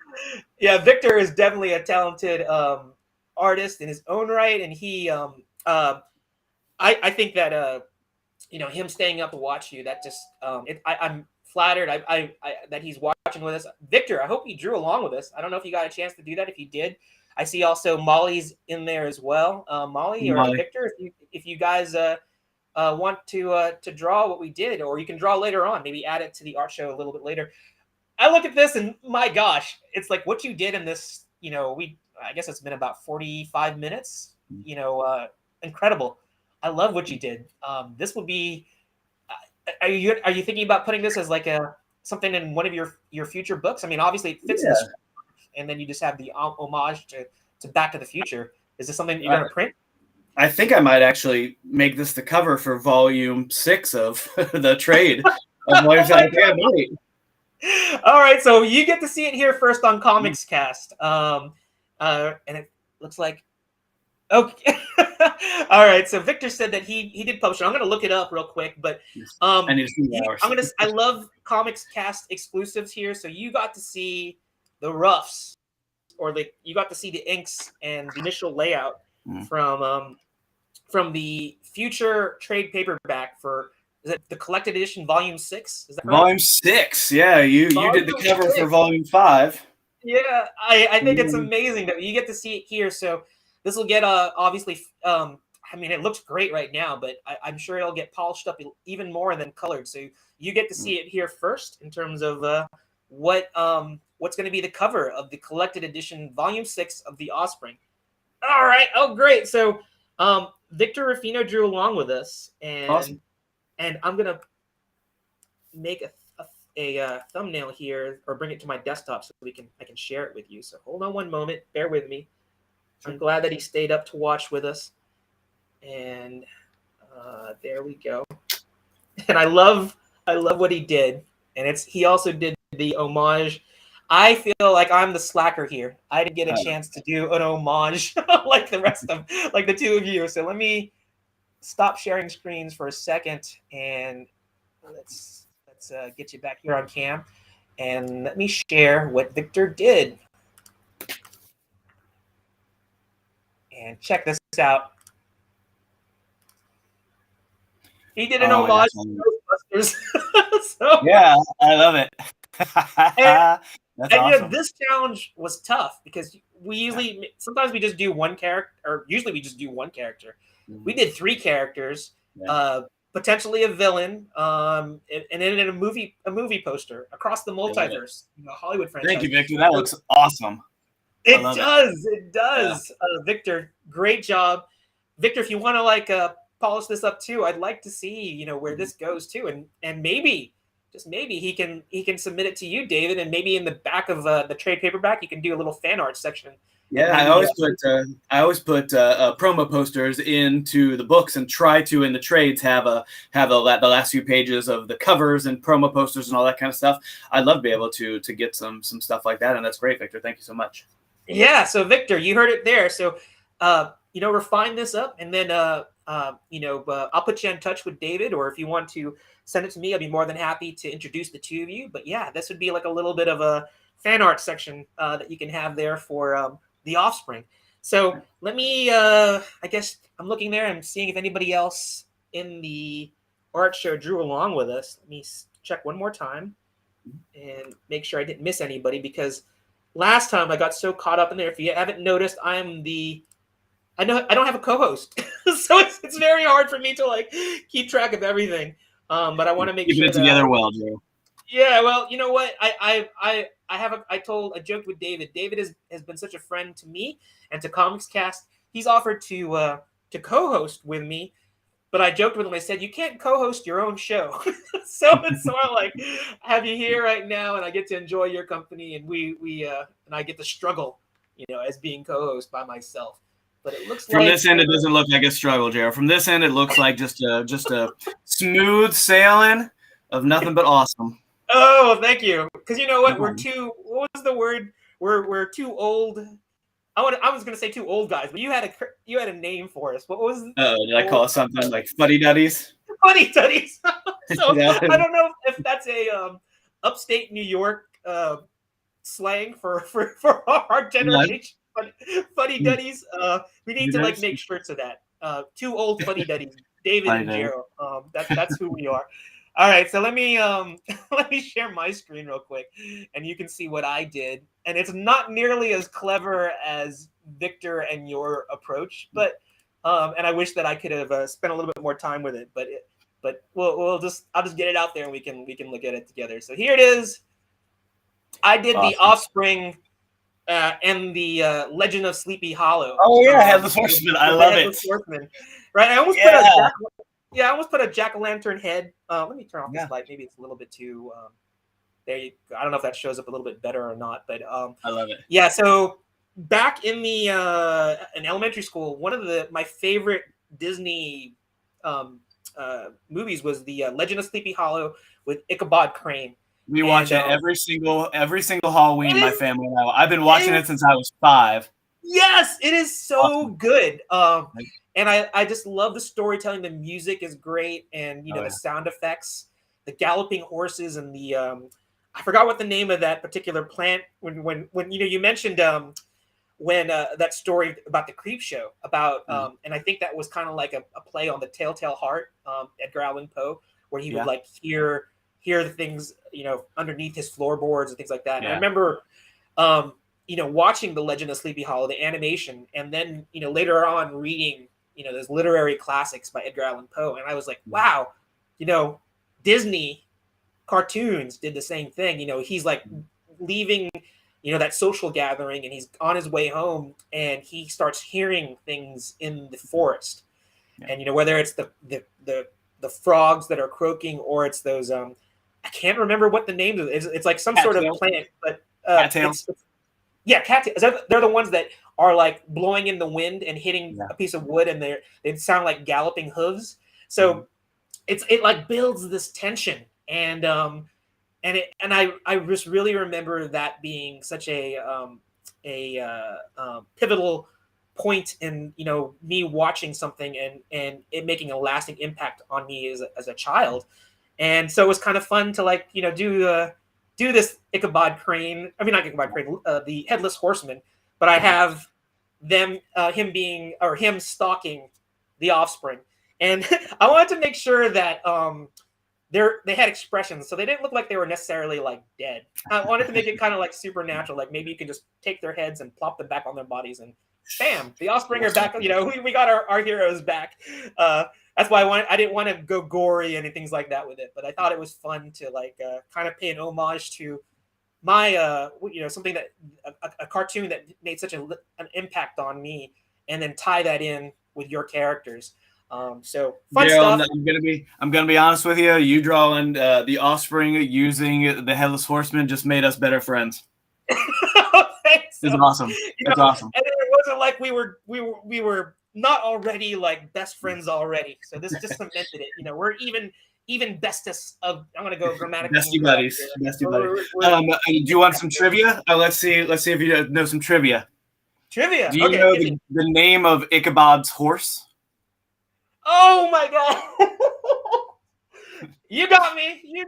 I'm gonna have to go break. I'm gonna have to go to Disney Plus after this show, and look up Ichabod, the Legend of Sleepy Hollow with Ichabod Crane, because I don't remember.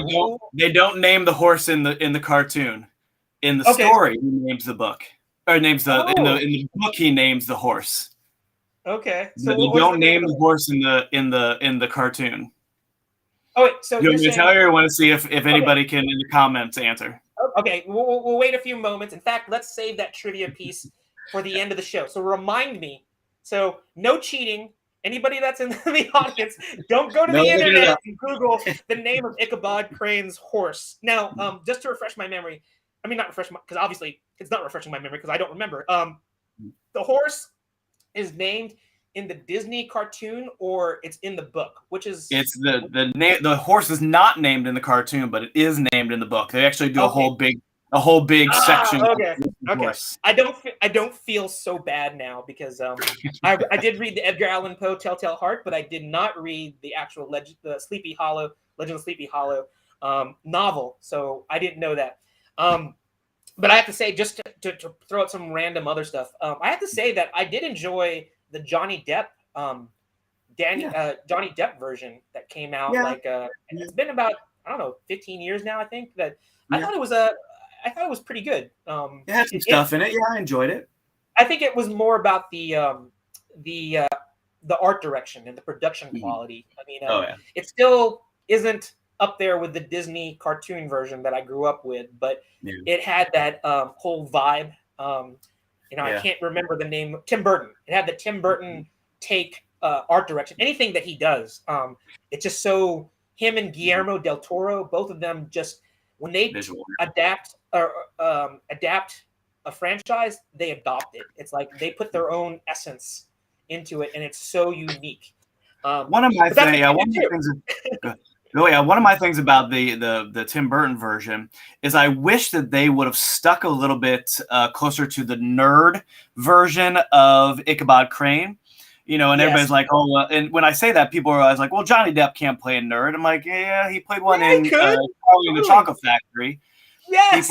If he would have done a little bit more of that, of Charlie and the Chocolate Factory with the big teeth and the nerdy, I think it probably would have worked even better than it did, right?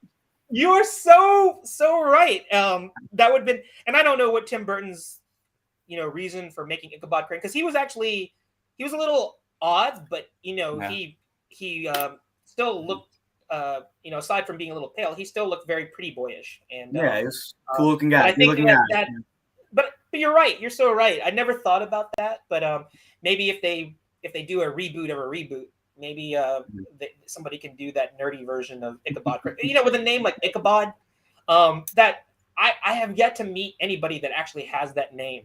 But I think that is such a unique name, and it's forever going to be burned in my mind what an Ichabod person would look like, just because of that.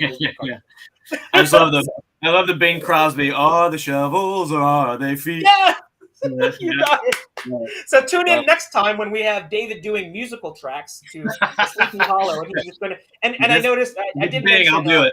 Yeah, I did mention while we were having those technical difficulties, and I showed your social media. I said you have a TikTok account, so I was joking around that you can see David do interpretive dance with his art in the background, and maybe you're gonna have to do some singing of some show tunes from Disney movies.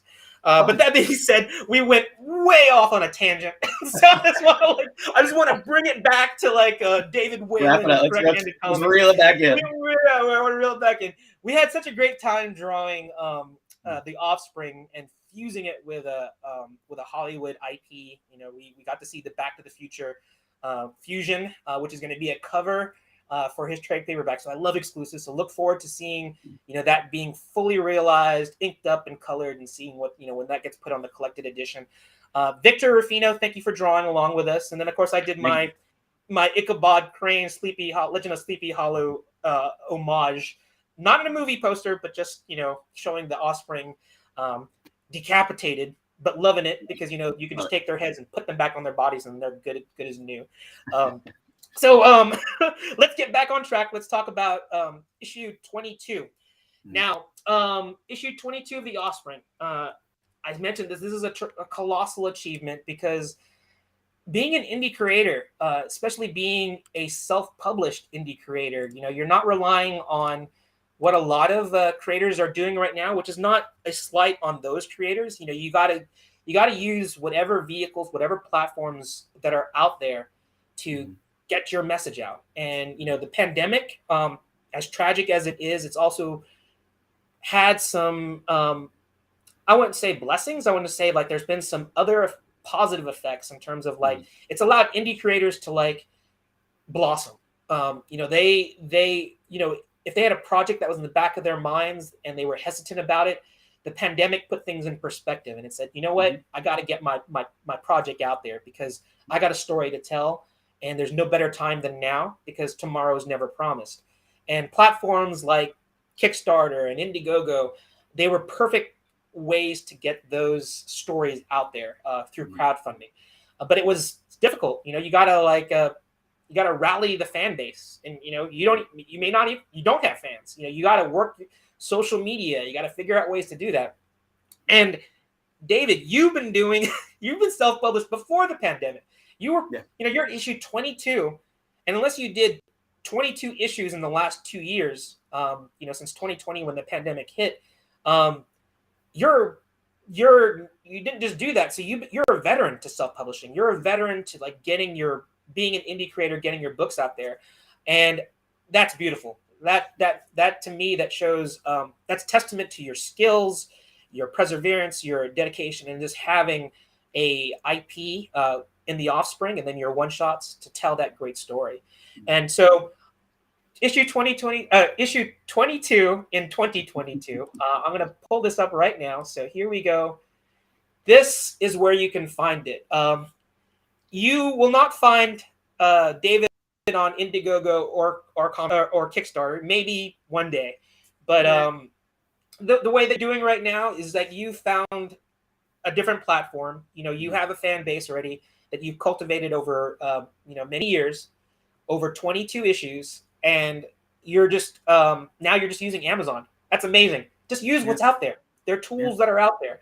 So look for David Whalen on Amazon. The link for issue 22 is not there yet. So you want to talk about why you're using Amazon and when people can expect to see a link to issue 22, what date that is, so they can order it and order all these back issues as well. So Mike's in your hands. Talk about that.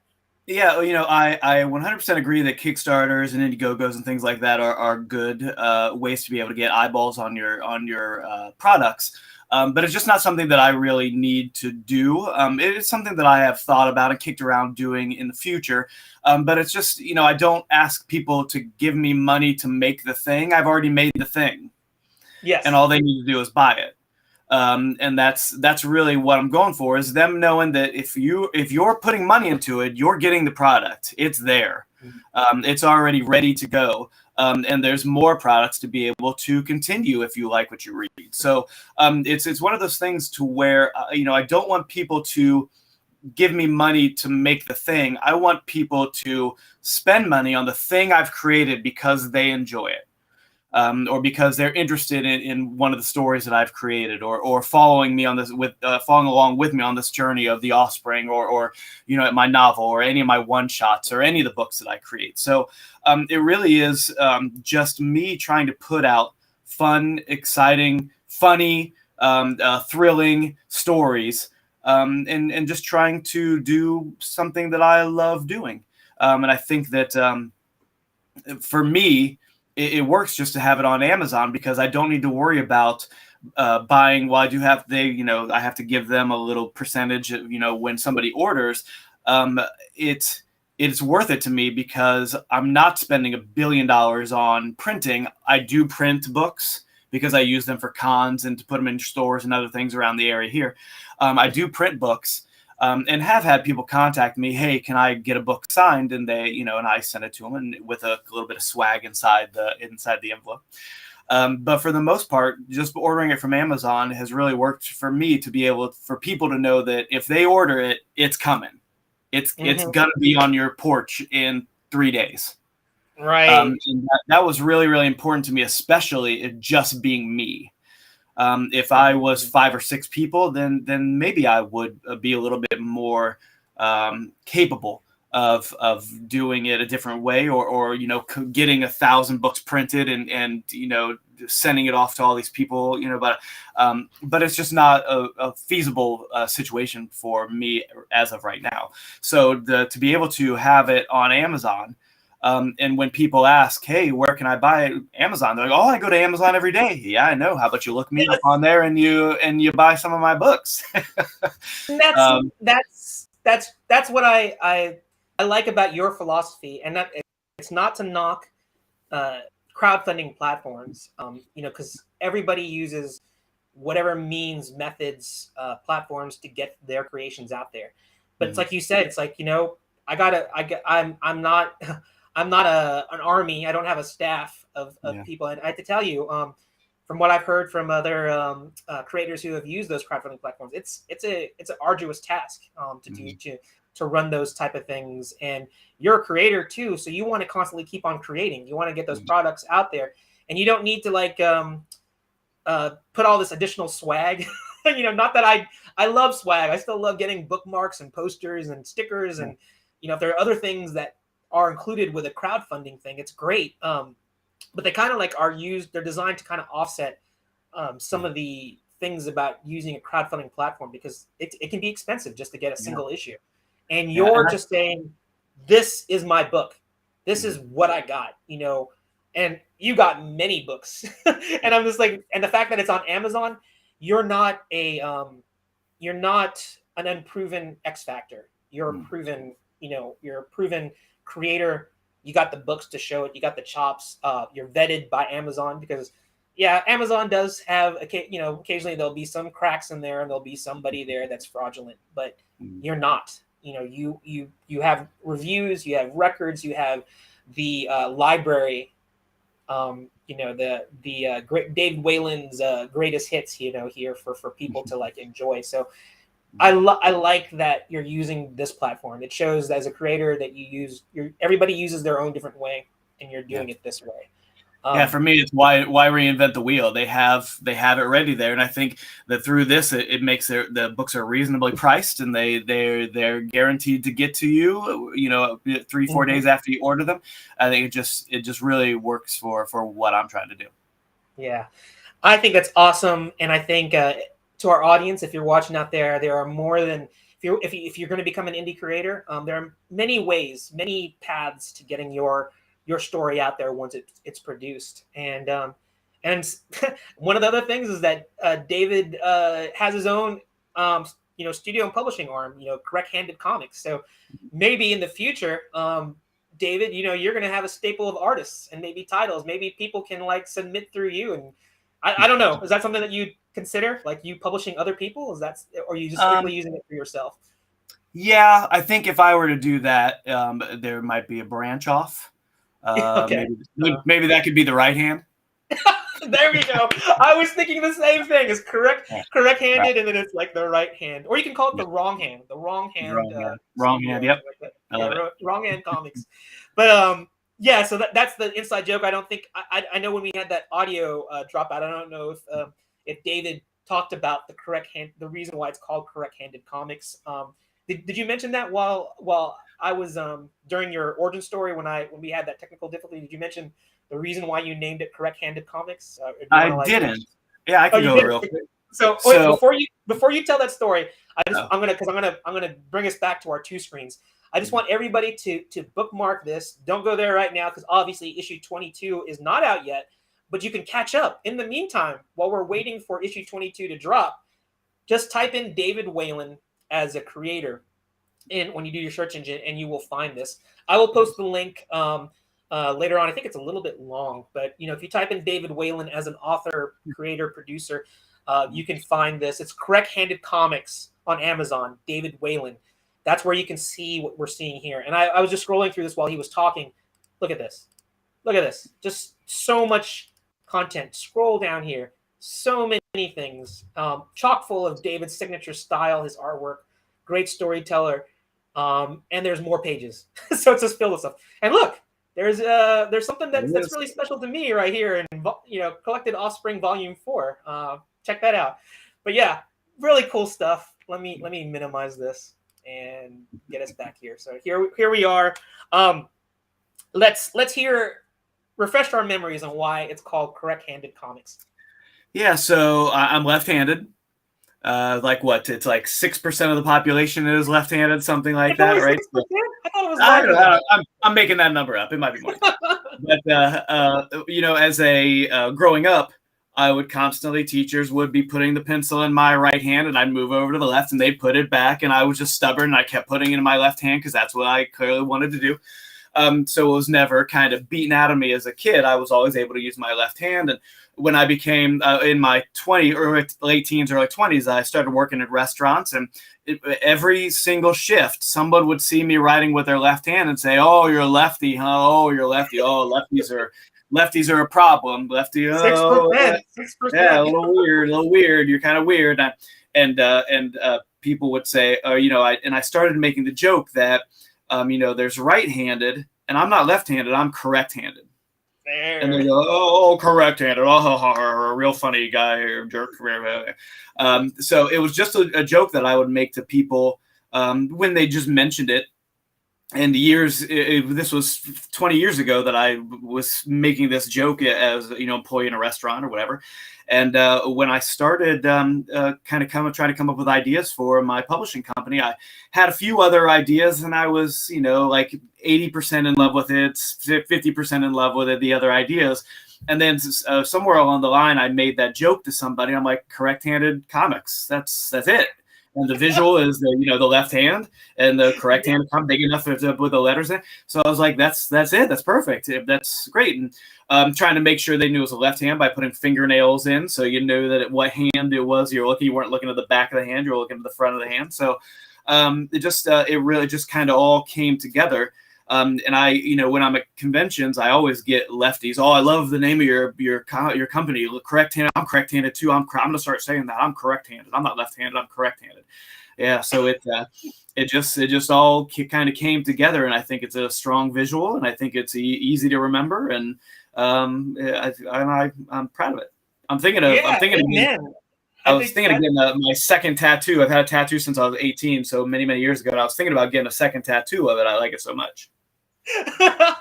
Didn't know that. So fun fact, David has tattoos. We won't tell you. We won't reveal where the first tattoo is, but maybe if you get the second well, maybe not right now.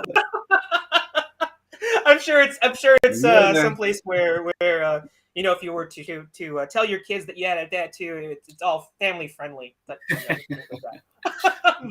but this is what we were talking about. I'm glad that we were talking and you reminded me about this, because issue 22 is coming out, and these are some of the promo images, because obviously David couldn't share the whole thing with me, because we don't want to spoil it. We want people to to our audience and anybody that's watching this to go to Amazon in the I think you said October 19 is potentially the drop date. I think I'm gonna get it up today. So by Wednesday it should be up and ready to go, and I'll put links and everything on all my social media and all that stuff. So I'm pretty excited about it. I think this issue came out really well. I think it really drives us into the next 3-issue story arc that focuses on what the fourth of the trio. They're not going to be a trio after the next issue. They're going to be a fab foursome after the next issue. But I think this really brings these kids, like I said, bring these 3 kids together in a way at the very, through these last few 2-issue story arcs. That brings them together to make them a real team. And then, like I said, I've thrown for a loop in the next issue. And I think that's kind of funny, because you mentioned they're going from a trio to a quartet, and it's called the Offspring. So maybe by issue 50, maybe there'll be 10, 12. I have no idea. They're going to multiply. It's like Gremlins. You add water. If the hydrokinesis gets added, to it, then they're going to multiply. I have no idea. That's a bad joke. I'm sorry, but I'm just going to say that. Spoiler for about issue 42, they do multiply. Oh, about issue 42, but I won't say any more than that. Oh yeah, so that's another thing that I wanted to emphasize, is that about the Offspring comic, is that David has an end game in mind. So he did. I think he mentioned it earlier, but if not, I guess I'm gonna kind of let the cat out of the bag. It is a 50. He envisions the at least this story arc of the Offspring, or this comic run of the Offspring, is going to go to 50 issues. So I think you did mention it. You said you're a little bit over halfway at 22 issues. So and he mentioned issue 40, around that issue 40. So he's mapped it out. So he can say that he is not the J.J. Abrams. He knows J.J. Abrams of comic storytelling. He is the David Whalen of storytelling. He has an end game in mind. He already has it mapped out. He's just building it organically. He's telling the stories, developing the characters, and again, something to look forward to. There's going to be a 4th member added to the team. So to figure out who that is and what they're about, you have to buy the book. So make sure you bookmark Correct Handed Comics on and David Whalen in Amazon, and I popped up his social media. So make sure you look at that. It's in the comments field, and I'll pop it up one more time a little later on. So let me remove that so we can get the maximum screen here. All right, so this is this was a fun one that you gave to me, and I thought this was really neat. I used it for an Instagram. I don't know if you actually posted it on your Instagram page, but I thought this was a fun image because your eye, when you look at this, it's you're immediately drawn to the heroes. You look at the heroes, and I remember looking at this, and you've done such a great job with it. Like it's like a comic book cover with an establishing shot, added into it. So like if you had that splash page or that first panel on a page, it sets this mood, right? And you see the three of them, and they're just enjoying music. And you see like the bookcase in there. It looks like a very safe place. They're having a good time. They're smiling. It doesn't even look like it's just a great team shot. Slice of life. Slice of life, right? But then when I cropped it, because I was using it for the Instagram thing, and this is, when I was just doing it quickly, I didn't really get a chance to really examine it. But when I cropped it, it creeped me out. it was like that. It's like that scene in Insidious. I don't know if you've seen Insidious, that movie that came out a few years ago. But there's the scene where the it's that shock factor that sometimes they do. It's a cliche thing that they do in horror movies. And in this particular scene, there's the main protagonist, and he's having a conversation with like a spiritualist or somebody that gets in touch with the other world type things, and they're talking about like, oh, there's this demon that's like infected their household or their child, and it's a scene where they're just talking, and you don't expect anything because it's an exposition scene, and it's panning across, and it shows the protagonist, the hero of the show, and as it pans, all of a sudden behind him you see like the demon just, and it's just really quick, and it cuts away. And it's enough to just make you jump out of your seat. And that's what I got when I looked at this. Because if you look, let me zoom in here. If you look at here, David has done the exact same thing. And he doesn't have to rely on camera panning. He just has this framed doorway. And to me, I don't even know. It could be a mirror. I know it's a doorway because there's like a light switch right beside it, I guess. And it's like this sense of foreboding and evilness is just coming in to wreck this moment, and that's a signature David thing. You can't let your good guys, you can't let your heroes enjoy a good moment. Something bad is going to happen. No rest for the weary. There was no rest for the weary. So you want to talk about this? Because I don't. Yeah. That was my impression when I saw this. What was your thoughts behind it? Yeah, you got it. Always creeping doom in the background. That's it's the and if what I try to do is have little things in the background, and I tried to make this subtle but not subtle. You know what I mean? Like you're focusing on the three main characters, the records, and I tried to make each record like a famous record that maybe you would recognize if you were a music fan, and try to have like something that I thought was a fun, relaxing slice of life thing, and each of them kind of showing their own little tiny personalities in it, but in the background it's always don't relax too much, guy, because you're about to get it. Because that would be a boring thing in a David Whalen story. Relaxation, kicking back and chilling, that's something that's not gonna. Well, one thing too, there's another thing too that I like putting little details in. So there are actually 5 godlike creatures that have wreaked havoc on them over the last for the first 13 issues. At issue 14, they haven't shown up from issue 14 to issue 22 yet, because I wanted to be able to bring in other things. But in the bookshelf, each one of those godlike creatures are represented by something on the bookshelf. Oh, you're such. See, this is like well, I have to say that if good storytelling comes in all forms, but if there is a separate author from the penciler, or whoever the visual storytelling, who's doing the visual story part of it, unless there's that complete like synergistic relationship where they both understand the IPs, that they can do like these little subtle like Easter eggs. But if you're the creator, you're the writer, you're the penciler, you can do that, instantly, because you know what that story is. And when you started talking about it, I was like, yeah, I kind of caught it, but you just you reaffirmed what I was thinking, and that's fun because it's in the background. It's an Easter egg. It doesn't like take center stage to the whole thing because the heroes, the trio, that's what everybody's noticing, like this relationship with each other. And I see what you did there. This is more compositional 101 that David kind of worked in there. Look at this diagonal. You have it leads from the from the characters. It's a diagonal, and it leads to the bookshelf.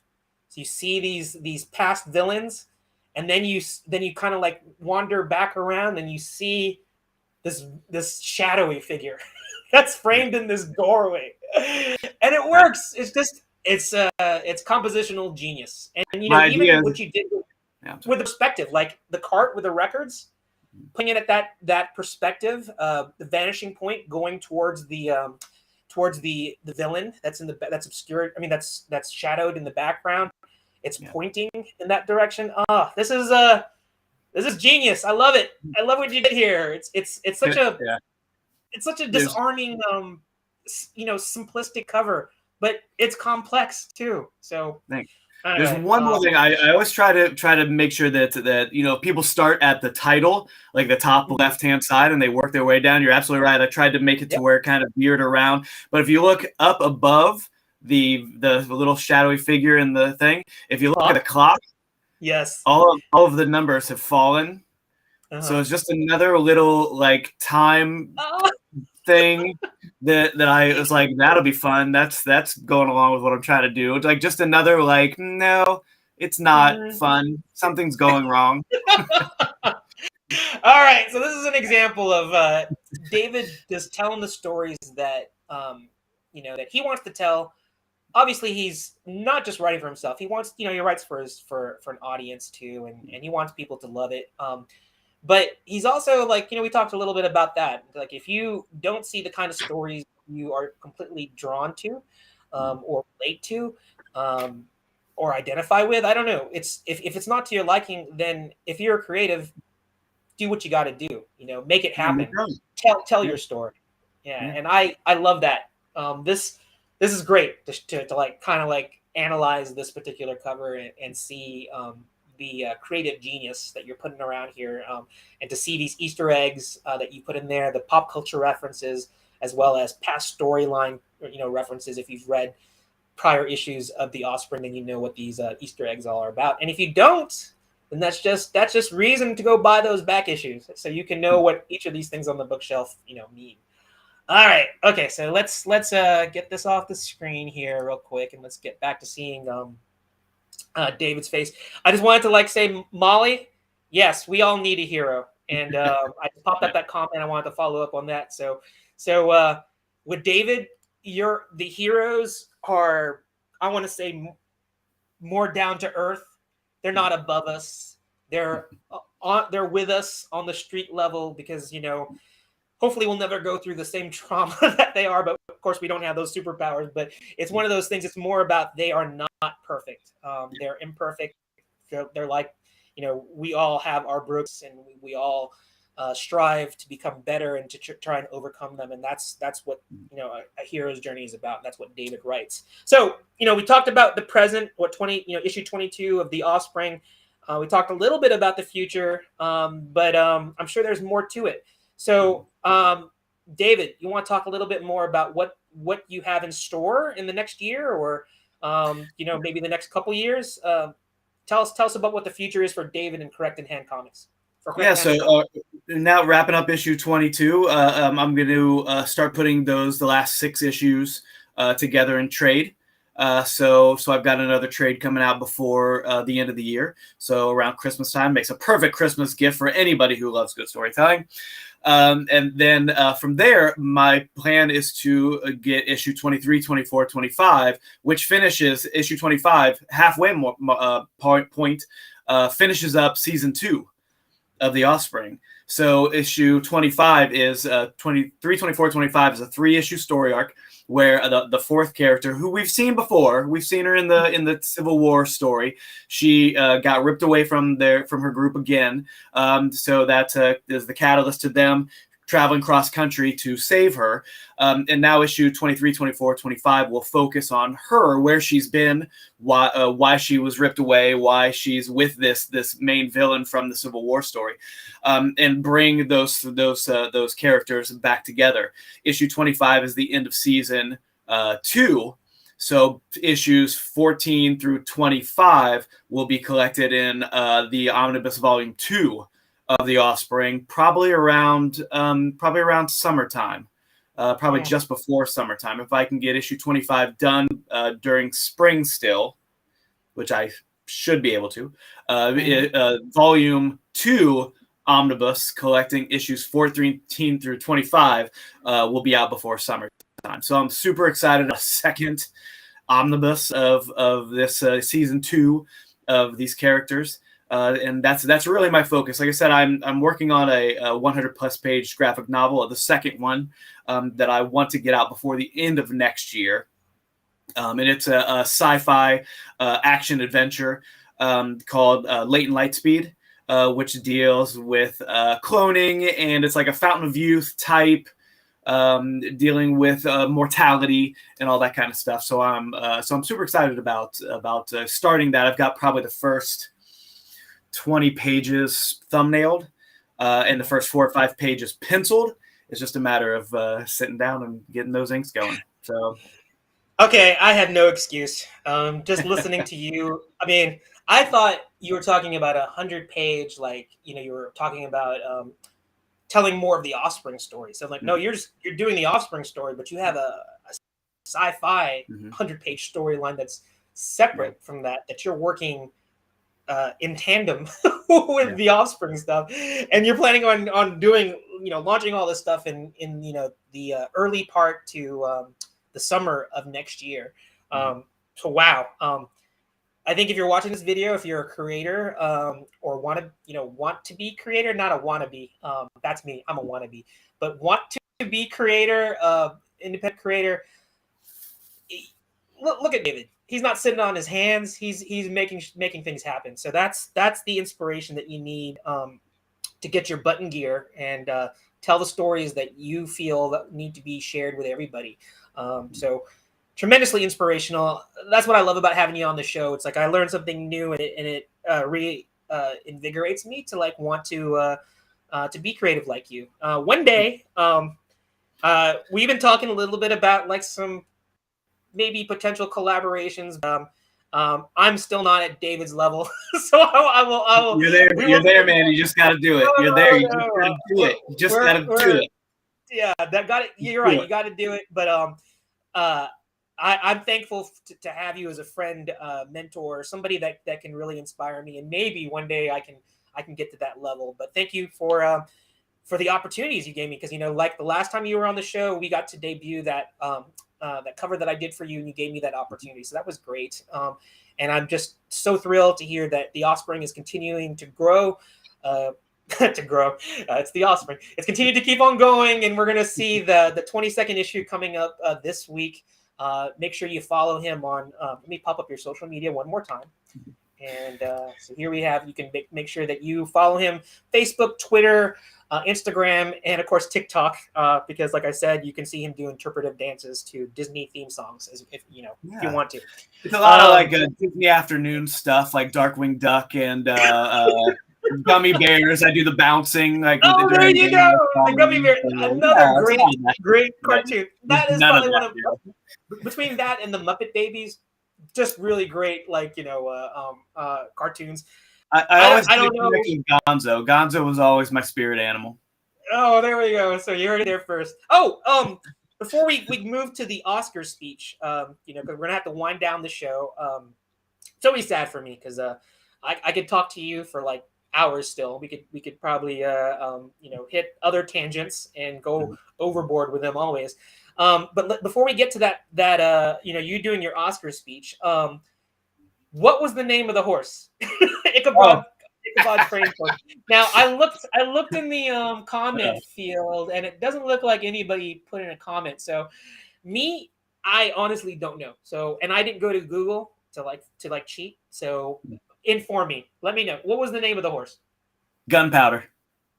Gunpowder. Oh, okay. All right. So, if there's a short way to explain why the horse is named Gunpowder, can you do that? I think that the writer wanted to have a name that conveyed energy and Yes. explosion, and Uh-huh. the having it be a contrast to the horse being old and slow. That makes complete I sense. think that's what I would do. Yes, Yeah. that is so cool. And you know what?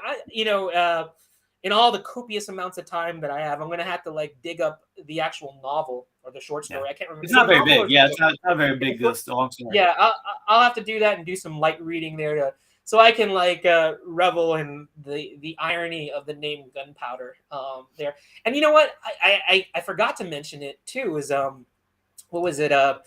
There was a TV series that was, I think, maybe 5 or 6 years ago, which Yeah, was Sleepy Hollow. kind of a Yeah. time. It was a time travel story, which is Yeah. kind of funny. We talked about it, and it's like if Ichabod Crane, and he wasn't the nerdy guy, he's a little Yeah, bit hip, he was but very like yeah, yeah. he was a little bit more hip, but he time traveled to modern day, and he's like paired up. It was like a good cop Ichabod thing, Yeah. So it was like not good cop, bad cop. It was good cop Ichabod, and they weaved in the whole like I think the headless horseman was kind of like a serial killer. I can't remember, but there was some way they were able to weave these things together. And to me, I thought it was pretty campy, but then I saw some of the trailers, and Mhm. I have to honestly say that I never watched it, but it did. I want to say it did at least a complete season and maybe a couple seasons after that. But I think so it did too. It's on Hulu. yeah. Oh, it is okay. Yeah, Sleepy Hollow. So Yeah, it's on Hulu. have you Yeah. watched it? Did you like it? I watched it when it originally aired. I haven't seen it since in a Uh-huh. while because I'm a big Sleepy Hollow or a Headless Horseman fan. I enjoyed it and I saw what they were trying to do with it Right. because it was very much a supernatural, trying to bring in all those supernatural aspects to it. And the Headless Horseman was like the big story arc that was weaving in and out of all the other stories. So you didn't really see the Headless Horseman much. But I understand what they were trying to do. But when after season 2, I believe they had 2 seasons, and I read that they weren't picked up for a 3rd season, I got it. I'm like, yeah, Yeah. I understand. They didn't quite find their niche, but it's entertaining. It was entertaining. That's sad because Yeah. there's a lot of like series that that don't gain traction, but they have a point. Yeah.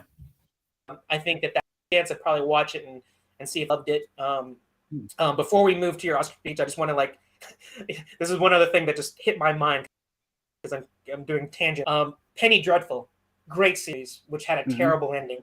It's like it got rushed, and it had all those monsters, and it was building up to this great story, and they found out that they're not going to get renewed, but they were given the opportunity to tell the story, and it just felt rushed. It's like you felt like this great epic that was being built, and they were introducing classic monsters every couple episodes, and it was like leading to this bigger picture, and then flat. So I really was disappointed in it, but it was a great piece. But that's not what you are. That's it. There's everything that you're doing has an end game. There's a finality to it. There's a like I said, an organic way of building up these characters, and the only way that you can learn about the Offspring is if you buy those back issues. Go to Amazon, look up Correct Handed Comics, look up David Whalen, find those things. Support indie creators. That's all I got to say. So I'm going to put the mic back in your hands. Let's hear your Oscar speech. We don't have to worry about any Will Smith smacking going on because we're just two old fuddy-duddies here that are just having a good time. We're too tired to be that violent. Yeah, exactly. So let me. I'm going to isolate your cam right now, and you can just give whatever your final thoughts are, your Oscar speech, your thank you. You say whatever you want. So here we go. You are the big screen now. Yeah. Well, Gerald, first of all, I want to say that I have really appreciated every time we get a chance to talk either on screen or off screen. I really enjoy speaking with you, and I do think on some level we are kindred spirits. And I just want to say out loud that I appreciate you having me on again when you could be sick and tired of seeing my face. So I appreciate that. I also want to say out loud that it was my pleasure to have you do the trade paperback cover for the Offspring trade number 4, with those characters that I've known since I was 30 for 30 years, since I was 17 years old, because I created them. And to have you come in and be able to nail the cover from the get-go, and to be able to do that for me was amazing, and I really appreciate it. And I would say that getting your artwork out there to the real world was one of my main reasons for asking you, because I think you are more than ready to start putting together content to be able to get out to the world for people to be able to see your style. I think it's great. So thank you again very much. I appreciate it. So with that said, everybody go to correcthandedcomics.com. There are links to all my books. There are trades 1 through 4 that collect lumps of each Offspring titles, to be able to start from issue 1 all the way to issue 13, and issues 14, 15, and 16 is volume 4 with Gerald's great cover. The next trade is coming out before Christmas that collect issues 16 through 22. That's coming out next week, or coming out this week, actually, this Wednesday. So there's chances to jump on board if you want to try something a little smaller. My one-shots or 4-issue miniseries that's also collected in trade. I have 100 plus graphic novel, 100 plus page graphic novel that deals with called The Loved Ones. That is the story of the children of classic movie monsters who are kidnapped by a Van Helsing character, and they are brought up by this Van Helsing character, and all the contrast of nurture versus nature, and they end up hunting their parents, the classic movie monsters. And it's a real fun read. So if you like fun stories and like good art that I think it tells a story well sequentially, give us a shot. Why not? It makes a good Christmas gift if you know somebody that is a comic book fan. And follow me on Facebook. If you look up Correct Handed Comics on most social medias, you'll find me. You'll look for the big hand, the big left hand that says Correct Handed Comics on it, and that'll be me. And if you have any questions or comments or concerns or anything, feel free to contact me. Oh, that's awesome. I want to say thank you to you too. Those were super kind words. I have to say that anything that I do for creators that I've met through here, it's out of love. I am inspired by all you guys, and if you honor me by allowing me to be a part of the Correct Handed Comics off the Offspring universe. So, and I think it's quite thrilling to go onto Amazon and type in my name and have something that's attached, to your studio, your production. So that's a tremendously flattering thing to see, and I am honored. So thank you for those words, and it's good to see how prolific you are and where you're going with that. So before we say goodbye, I just like what we do with all the shows, like to end it with one thing, and that's to promote a charity partner, a charity partner that we are proud of awareness to, but we're not financially tied to. And so that is, let me pull that up real quick. That is Golden Fight. And we pop up their URL. It's a very easy find. It is, hold on a second, goldenfight.org. So they are a charity organization that is what I like to call big enough and small enough at the same time. Small enough in the sense that they are not like international. They're not even national. They focus on a very geographically specific area, which is the Mid-Atlantic, the woods, and that allows them to really make an impact. And this is where they are big. Golden Fight is all about helping families that have children that are dealing with difficult diseases like cancer. And when the family, the parents are focusing on the healing of their child, the treatment for their child, they will experience inevitably financial problems, and that's where Golden Fight comes in. The money they raise, I used to think was they would give like 97-98% of that, because like with any organization, there has to be money to help keep the organization going along, just for some basic admin things. But I was wrong. 100%. 100% of the money that they raise goes to for the families, and it's testament to their love. The leadership, everybody that works for Golden Fight, they do this on a voluntary basis, often because they've experienced this type of tragic illness with their loved ones, their children, or maybe they know somebody that's going through that situation, so they created Golden Fight to help them. That's what Golden Fight's all about. If you just want to check out their organization, and if you have it within your means and you'd like to help out a class act charity, please consider Golden Fight. So that's goldenfight.org. Let me go back to seeing our pretty faces real quick here. And I'm going to unshare this so I can have both of our faces back here. So getting back to David here, I'm going to pop up your social media one more time. So if you look at the bottom, and you got to go follow him. Just if you don't follow any of the other ones, follow TikTok, because that's where he's going to do the interpretive artistic dances to Disney melodies. I have no idea where he's going to do. Look for DuckTales and Muppet Babies and things like that. I think it'll be awesome. But on a serious note, Facebook, Twitter, Instagram, and of course TikTok. On Amazon, go to Amazon Handed Comics. This week, look for issue 22's link to drop. And while you're waiting, go out and get some of his other back issues so you can catch up before the drop of issue 22 comes out. So, that's it. David, as always, it's a pleasure to have you on the show again. You hold the undisputed record for my most featured guest, because you've been on here like 4 shows, been on some of our anniversary shows. You're a near and dear friend to me, and it's been a pleasure to have you back here on the show.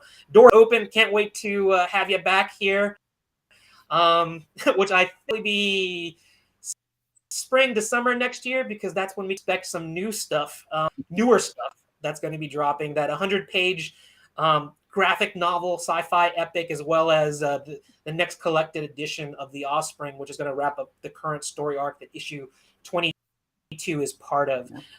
So follow, subscribe to David, support indie creators. That's what Comics Cast is all about. We want to get eyes on them, and want everybody to keep on drawing, keep on being creative. So that said, let me get this primed up here. I just want to say for my guest, David, thank you to Molly, Ed, to Victor for drawing along with us. It's awesome. I'm glad that we're getting that kind of inspiration in our audience, to seeing our guests. So this is Comics Cast signing out. There will be no Comics Cast next week. Unfortunately, I had to go to a funeral. I take care of some family and friends things. So no Comics Cast. Let it out next weekend. We will return in November. So nothing but love to indie creators. We'll see you next time. This is Comics Cast. Let it out. Gerald and David signing out. We'll see you later. Love y'all.